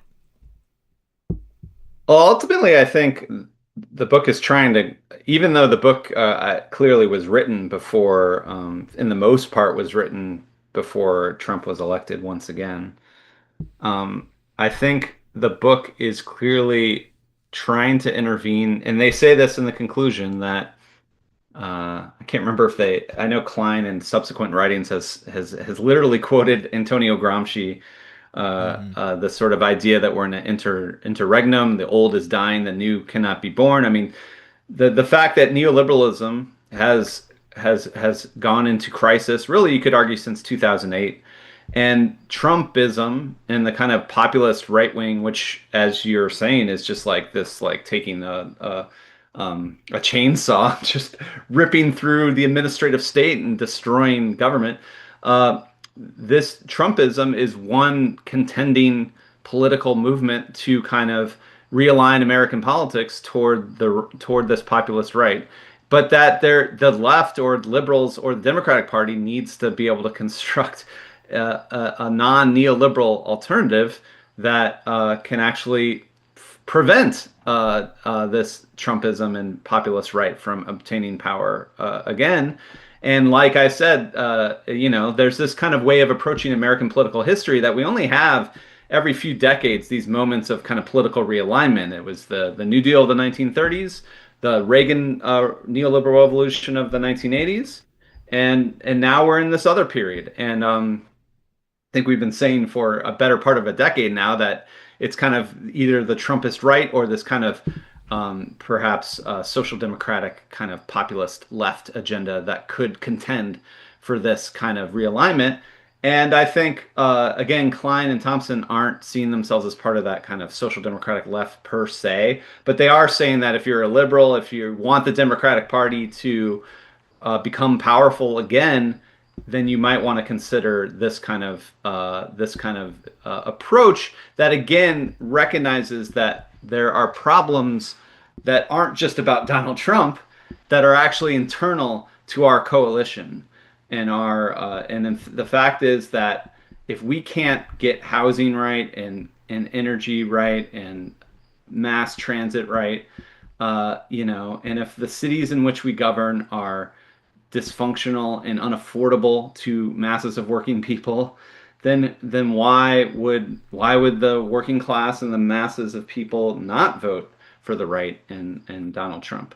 But ultimately, I think it goes to Ezra Klein's kind of previous book and work on the fact that we're kind of stuck in this political polarization where the partisan polarization is so sort of razor thin, where each party is like 50-50.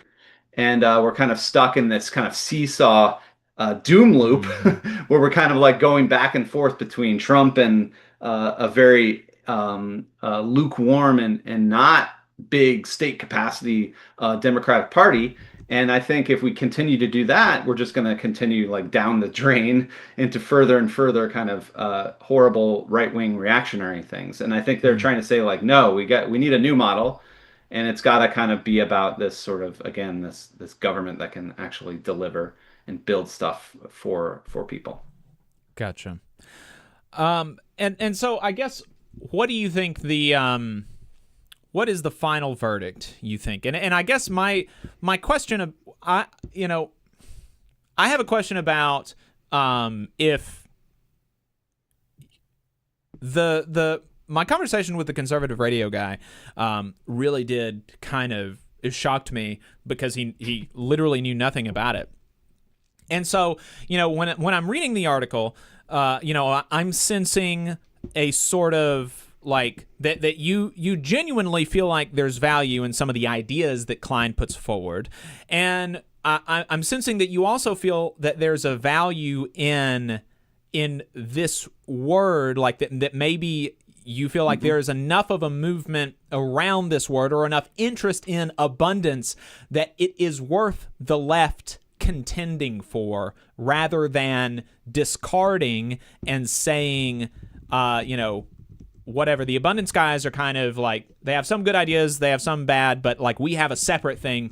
I'm sensing that you sense a value in kind of appealing to some of the people who are interested in Klein, and saying that like if you really do want abundance, and I really do as a person, this is you speaking as a person on the socialist left, I want abundance, I think there are good ideas, you should be a socialist, you should be pro public power. That when he just had no idea about it, I was like, I was kind of wondering, like, oh, maybe there's like not any value in the word abundance, or in kind of the people that are interested in this the Klein's book. Maybe there's just not a value there, and we should just abandon, and we should just not pick up the word, because I can't really say abandon because it's not been around for longer than 6 months. But how do you respond to that? Am I picking up correctly that you sense not only are there some good ideas here, which I think very few people would disagree with. I think even in some of the antitrust critiques of it, they're like, oh yeah, there's some good ideas, but here's why the project generally is bad. But am I correct that you think there's value in trying to say that, yes, abundance is good, Klein, you should be on our side, be recruiting him and these people to kind of our politics? Am I sensing that correctly? And what should people do with this whole thing? I wouldn't say, I think Klein is very comfortable in the New York Times and kind of more the sort of center of the Democratic Party, and that's fine. I don't think we're trying to recruit him, but I think I was like you, when it first came out, I was like very confused, because very quickly, the book came out in March, and very quickly there was like a left-wing hostility to the book and to the ideas. And to me, it was just sort of confusing at first, but even before I read the book, because as a socialist, to me, the word abundance is like central to socialist politics, and has always been central. And to me, the at the core of the socialist project is this idea that capitalism really has created the capacity, productive capacity, for mass abundance. But yet the problem is we maintain this kind of these social relations of production that actually, again, maintain scarcity and create all this sort of unnecessary poverty. But actually, it's capitalism that has developed the productive forces in a way that, as Engels actually put it, for the first time in human history, we actually have the productive capacity to deliver abundance for everyone, for all of humanity, right? And we can abolish poverty for the first time in human history, right? And that is really the promise of socialism, to deliver kind of the basic material needs to everyone on Earth. And as we point out in the review, that is still not the case. We still have close to 1 billion people that don't have electricity on the planet, that don't have access to potable water and sanitation. It's a complete scandal of capitalism that there's so much poverty and scarcity in this ridiculously abundant world. So to me, like as a socialist, like this is our word, abundance. So to me, like one of my initial reactions, like, why is everyone so hostile to abundance? We're the ones that's supposed to be arguing for abundance. In fact, I don't want to, Jacobin, they make their own titles and they're great titles, but our original title for this piece is called "Since When Did the Left Oppose Abundance?" Right? Because that is to me like a big part of the socialist project. But again, we're not trying to recruit Klein and Thompson per se, but we are trying to point out that, as I said before, that if you really want abundance of housing, abundance of energy, abundance of public goods, you really have to take on the capitalist class. You have to take on the class interest and the capitalist system that wants to maintain artificial scarcity of those goods to maintain prices and profits for particular sectors of capital. And so, and so again, when you look back into history, which honestly, like, I wish the abundance book talked more about the New Deal and this was not only a period where the public sector and FDR and the New Deal delivered a kind of public version of abundance, but they did so in a way that actually confronted the rich and powerful. And there's this great speech that FDR gave in 1936 campaign where he said the financial elite are unanimous in their hatred for me, and I welcome their hatred. And he raised taxes on the rich in a significant way to fund his kind of abundance agenda of state capacity. And so that kind of, again, that Bernie Sanders kind of ethos of like, to actually deliver for the working class, we have to take on the rich and powerful who are kind of rigging our economy for their own benefit. I think I share that concern with the book with the antitrust and anti-monopoly folks. And to be honest, like the New Deal really combined the kind of anti-monopoly and kind of Hamiltonian vision really well. And I think just yesterday, Mamdani, Zoran in New York City, the hopefully person who's going to be the next mayor of New York City, you know, who claimed he wanted to deliver an abundance for the 99%. He kind of did appropriate this language of abundance. He also was just touting the work of Lena Khan, who's like the FTC head under Biden, who's an icon of the anti-monopoly left. So he is trying to combine the kind of the best of the anti-monopoly and the Hamiltonian left into kind of this full scale vision of leftist abundance. And I think that's really the direction we need to go. Matt Huber is a professor of geography at Syracuse University, author of Climate Change as Class War, and author of the recent piece Abundance for the 99% in Jacobin Magazine with Lee Smith and Fred Stafford. Matt, thank you for your time today. I appreciate it. Thanks so much. We're going to be talking soon to Mark Smith and Naveed Shah about the Veterans Affairs Department. They just canceled the union contracts with most unions, except the cops, obviously. We love the cops. But we're going to be talking to them. Mark Smith is president of NFFE Local 1 and steering committee member of the Federal Unionists Network. NFFE stands for the National Federation of Federal Employees. And Naveed Shah is political director of Common Defense, an organization of veterans fighting for veterans. Naveed, Mark, welcome to the Valley Labor Report. Thanks for having us, Jacob. Yeah, thanks for having us. I really appreciate your time. Mark, was your local the first NFFE local? NFFE Local 1? Is that because y'all were the first NFFE local? I believe so. Wow. That's incredible. That's really cool. That's like super cool to be able to be part of an organization that historic. That's my union is 1858, so I don't think it was named. I don't think it was named chronologically, but very far from the first AFGE local. So that's really cool. I wanted to talk to y'all about what's been going on at the VA. The big news item is that the Trump administration tore up union contracts with most of its unions last week. Before we talk about that, Mark, can you give us sort of a summary of what's been going on at the VA from an employee's perspective over, since Trump has been in office? Like give us the highlights of everything before this week. Sure. A lot's been going on. It's been incredibly chaotic from the start with the Elon Musk and Doge sort of assaults on federal workers, starting off with the 5 bullet points email where workers were asked to justify what they did last week under,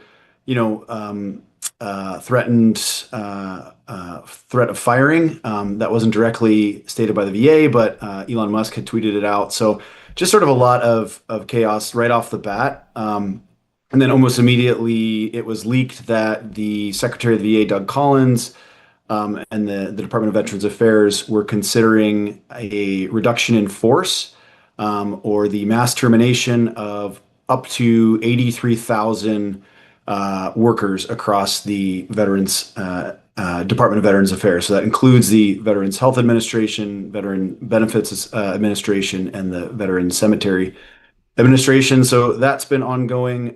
They also implemented a forced return to office for all VA healthcare workers and just all VA workers in general, which was extremely chaotic and on a short timeline. In many cases, therapists, mental health therapists, or physicians or other folks who had been doing telehealth or virtual care with their patients were forced into crowded cubicle farms without proper privacy and things that they might need for that. So that's sort of kind of some of the highlights, and all of that kind of leading up to the most recent cancellation of our collective bargaining agreement. So it's been quite a intense 6 months, Jacob. Yeah, no doubt. Naveed, you're, like I said, you're the political director of Common Defense, an organization dedicated to veterans. How have veterans been receiving all of these changes with the VA? Like, what has that been like for recipients of care? Yeah, thanks so much for having me on, Jacob. I'm an Army veteran myself, and a lot of my friends who served that I served with in Iraq and elsewhere have been saying, and our members have been saying that they've been seeing cuts to their care, to their services that they receive at the VA. First, it was people who were in LGBTQ support groups due to interactions they had in the service. Those groups were cut because the therapists that were running them were fired and not replaced. We've been hearing from vets who are worried about what's going to happen to their care in the future. Is their cancer, treatment going to continue, or is it going to be delayed? A lot of vets are concerned right now because the amount of damage this administration has done to the VA already is terrible, and what we've seen coming down the pike, especially after this week, is really scary. And it's worth pointing out, right, Mark, that over a third of VA employees are themselves veterans, right? Yes, absolutely. Many veterans, after their service, feel a calling or a dedication to go back and serve their fellow veterans. Many of the nurses and physical therapists and psychologists and social workers and all kinds of other folks that work at the VA are veterans themselves. So not only is this attack on collective bargaining rights an attack on workers' protections more generally, but it's also really an attack on veterans who enjoy the rights and protections provided by a collective bargaining agreement that help them have the safe, healthy, fair working conditions that they need to, give the best and take the best care of the veterans that they serve. Right. Exactly. I mean, a phrase that the CTU kind of popularized when they went on their historic strike, I think in 2012, was "Our working conditions are our students' learning conditions," and there's a very similar dynamic, for nurses and VA employees. Your working conditions are the healing conditions of veterans, and so I want to jump into this. The ripping up of the union contracts.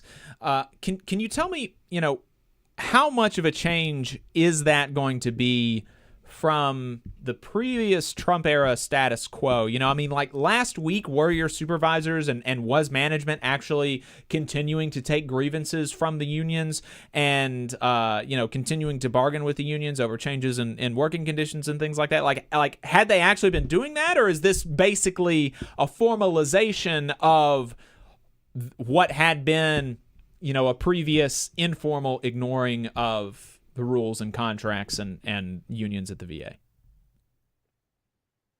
It's a major change. So prior to this announcement, grievances, arbitration, bargaining or negotiation over changes in working conditions, all of that was still happening.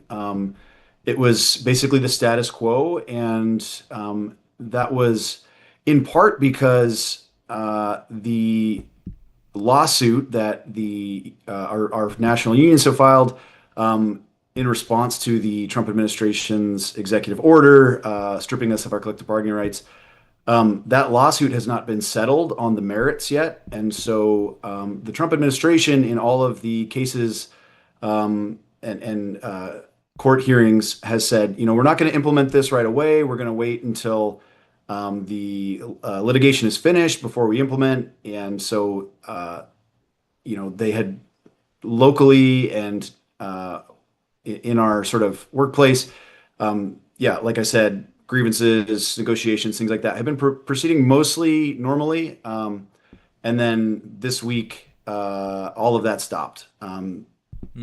Labor relations professionals and managers we're told to stop processing any grievances, to ignore any need to notify workers or their representatives of changes in working conditions, and to stop any negotiations that were happening, and even going so far as to order union officers, elected union officers, to vacate any agency space that they might have. So in the VA, we often have, our union office. We might use an office in the VA. We're ordered to vacate those by August 12th, which is Tuesday. And yeah, so it's been a massive change. That does sound like a big change. That's terrible. Can you explain for folks, legally speaking, they're relying on a national security exemption from the law that sets forth federal labor management standards. Congress back in the 70s gave federal employees the right to unionize and collectively bargain over their wages and working conditions, but Congress did include a national security exception. And the position of the unions is that the Trump administration is not using that exception correctly, and that it's wrong, basically. That saying that the majority of the federal government is national security exempt from collective bargaining rights is incorrect. Can you explain why? Not that the law matters anymore in the Trump administration, but can you, for people who are just out of curiosity interested in what the law actually says, can you explain why that is? Why it's not legal? It shouldn't be legal to do this. Yeah, well, so I'm not a lawyer, so don't trust my legal advice. And without getting too much into the weeds, but from what I understand, the Trump administration, like you said, has invoked this national security clause of the 1978 Civil Service Reform Act to strip us of our collective bargaining rights. I'm not sure how a VA nurse being able to speak up about unsafe staffing and be protected by a union contract in their workplace for doing that, from any retaliation. I'm not quite sure how that's a threat to national security. And so I think that's part of the argument that union counsel is making, is that this move is really just a pretext to retaliate, to strip healthcare workers and others of their collective bargaining rights, so that the administration can proceed with its agenda, which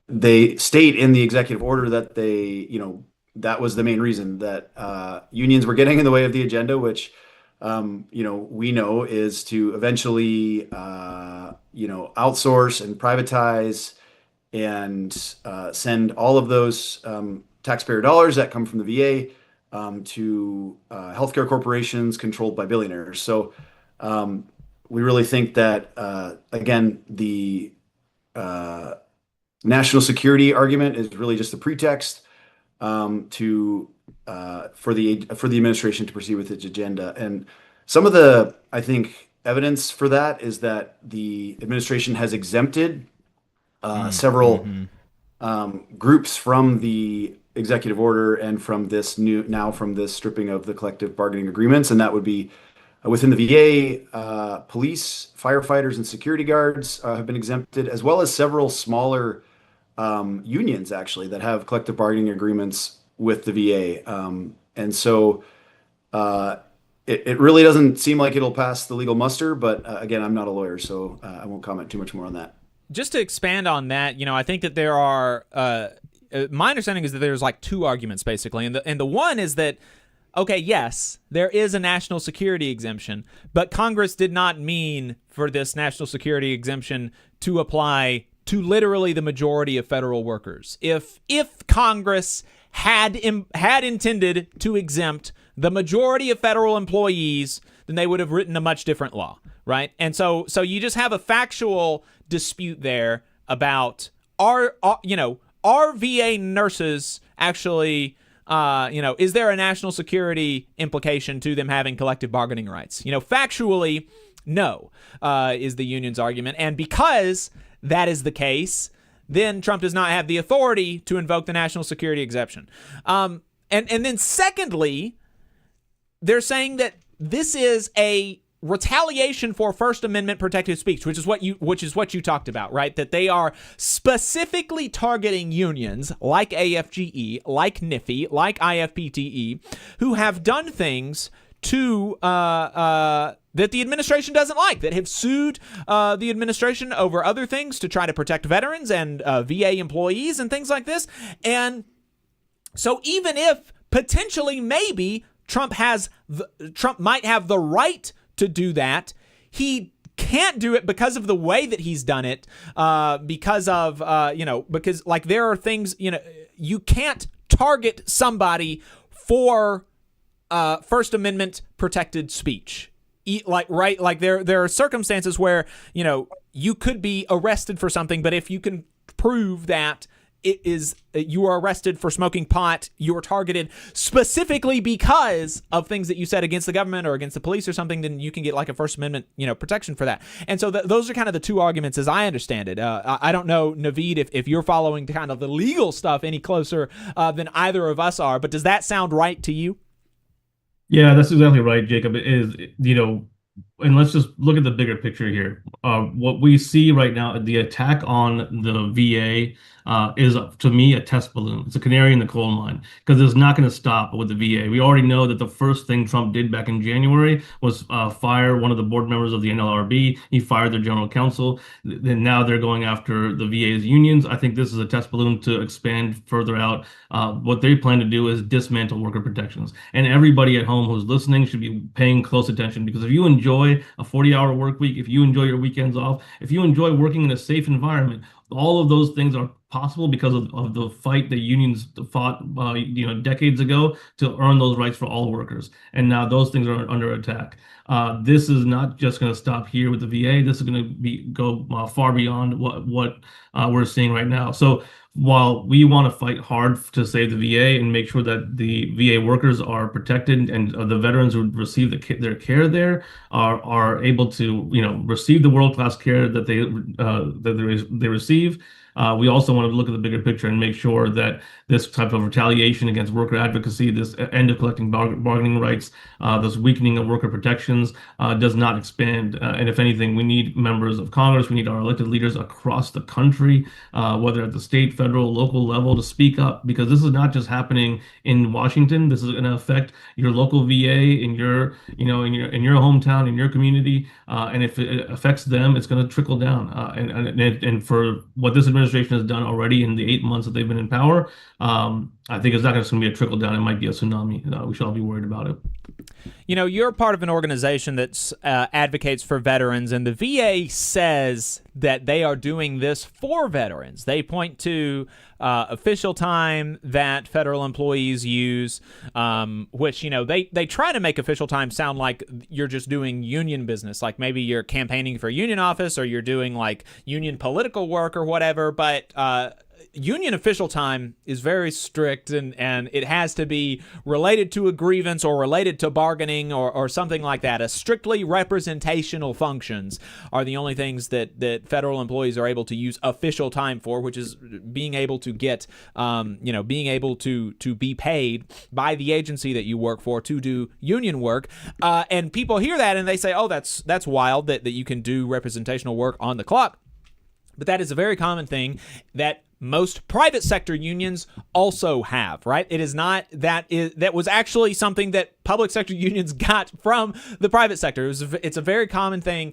Most union workplaces have the ability for a union steward to be able to do steward work on company time. That is not uncommon. But the VA is saying, well, look, you've got these VA employees that were doing grievances or whatever, or negotiating over workplace changes on the clock, and now, they're going to be free to serve veterans. And so that's their argument. Why do you think that is not going to actually benefit veterans and is in fact going to make things worse for veterans getting care from the VA?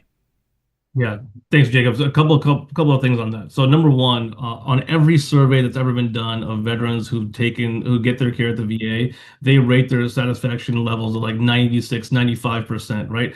They love the care that they receive at the VA. They're not being affected by any VA worker taking some time to do some union work, because union work is work, and doing work should be done on the clock. That's just a really basic fact that I think makes sense to me and probably makes sense to everybody listening at home. And number two, we recently did a survey of veterans ourselves just a couple of months ago, and we found that 66% of veterans from all stripes, Republicans, Democratic, Independents, all said that they oppose the cuts that the Trump administration is doing at the VA because they love the care that they receive there. They want their VA workers to be, taken care of just like they are. And the fact that about a third or 25% of VA workers are veterans themselves certainly helps, and many of them are military family members as well. Again, this just goes back to the my point earlier that they are going after the VA. They're using any means necessary. They're using very flimsy national security pretext to bypass laws. This administration is not above bypassing laws and not ignoring court orders. So we should be very cautious about giving them any leeway. And I think it's important that the VA workers and the veterans who receive their care speak up and say that this is not right. And I'll just add on to that, if the VA makes it more difficult to adjudicate grievances, to make sure that when workers are wronged by management, when workers are retaliated against for speaking out about lackluster care given to veterans, when workers speak out against short staffing that inhibits their ability to serve veterans, if the VA makes that more difficult to do, people will be less likely to do it. People will be less likely to speak out against unsafe working conditions. People will be less likely to speak out against short staffing and things like that. People will be less likely to speak out against discrimination from management, and that is going to make morale go lower than it already is, and it's going to make the care that people receive less good, ultimately. Having a good working environment is going to be good for the product that is created or the service that is delivered, and having a union there is going to make the workplace better. And so that's kind of, I don't know, Mark, if you have anything else that you wanted to say about that before we move to the next topic. Yeah, I'll just say that official time, or lost time as it's called in the private sector, it really can only be used for representational actions. So what that means is I'm not spending my time when I'm acting as a union rep, like I said, recruiting people to the union or doing the union's books. It's all spent representing workers in fighting for safer, healthier, fairer working conditions so that they can better take care of veterans, right? I'm a healthcare provider myself. I'm an occupational therapist. What I need is a safe workplace to take care of the veterans. So a lot of the time that union reps are spending on the clock, it would be, going around the facility, making sure that the hospital environment is safe. There's not asbestos falling out of the walls. There's people have the proper PPE they need. Or if there's a bad boss on a unit that is retaliating against nurses for speaking up or, picking favorites, all of that makes the environment less safe, and it impacts the care, right? Because like we talked about earlier, workers' protections are patient protections, right?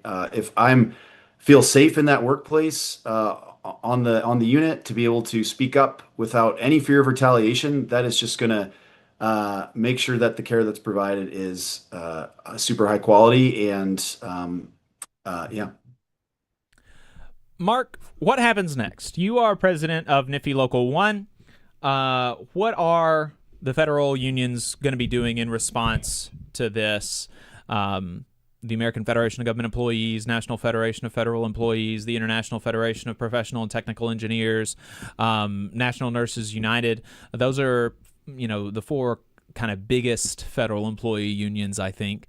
The National Treasury Employees Union, NTEU. What's the game plan here? Well, I think the important thing to remember is unions have existed for many decades. My own union's been around since 1917, and we didn't get collective bargaining rights until 1962. So you don't need a contract to be a union. We're going to fight like hell to keep our contracts and make sure that workers are covered by those protections. So, stay tuned for a National Day of Action. That's coming up.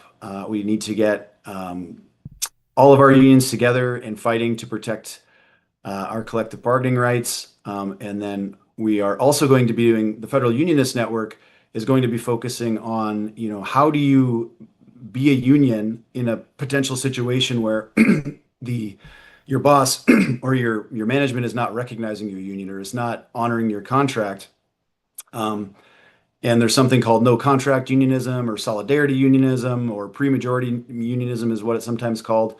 So we're going to be offering training to federal workers on how to fight back when the contract might not be honored or terminated like it is right now. In the meantime, while we're fighting to restore our collective bargaining rights. How can people learn more about the Federal Unionist Network and get tuned into what they're doing and the trainings that they're offering? For sure. If you're a federal worker or a union member, you can go to federalunionist.net and join us there. And if you're a member of the public, you can go to savepublicservices.com. That's savepublicservices.com and get involved in some of the campaigns that we are running to fight back and make sure that we retain worker protections, and so we can continue to have quality public services for everyone. Naveed Shah, what about common defense? If there are veterans listening that want to get involved, from outside of the VA, to protect the VA and to protect the workers that work there, how can folks learn more about your organization and get plugged in? Yeah, absolutely. Veterans, military family members, all supporters, you can go to commondefense.us to get involved with us. We have a lot of trainings coming up to teach veterans how to use your voice, how to tell your story, how to talk about these issues in a way that makes an impact. So please join us at commondefense.us. Naveed, is there anything else that you'd like to leave us with before we let you go? I just want to say thank you so much for having us on, Jacob, and for highlighting this important issue. This is going to be a long fight, and we're going to be in it, with our union brothers and sisters till the end. Mark, I'll just say that the boss can cancel a contract, but they can't cancel a union, and they can't cancel solidarity. Workers, we've never needed permission to organize in history, and we don't need it now. So let's get out there and start the fight back. Amen. Mark Smith is president of the National Federation of Federal Employees Local 1 at the VA and steering committee member for the Federal Unionists Network. Naveed Shah is political director of Common Defense. Naveed, Mark, thank you both for your time. Thanks, Jacob. Thank you. All right, Adam, we're right about at 12:30. Is there anything else, any other topics that you want to touch on, or anything else that you want to talk about before we wrap up? If you want to call in, 844-899-TVLR is the phone number if you have any thoughts. But Adam, is there anything else that you wanted to get to before we wrapped up? Just that, he mentioned FUN is offering some trainings. Labor Notes also has some trainings coming up. August 14th is Race and Labor, and August 18th is Holding Effective Meetings. That's the Stewards Workshop. And then September 8th starts a new Secrets of a Successful Organizer series. So you can go to labornotes.org/events for those. All right. Appreciate everybody tuning in, folks. You've been listening to the Valley Labor Report, TVLR.fm. Sorry we didn't get to last week in Southern Labor, but the newsletter will still be coming out next week. So TVLR.fm if you want to subscribe to those. Appreciate everybody tuning in. We'll see you next week.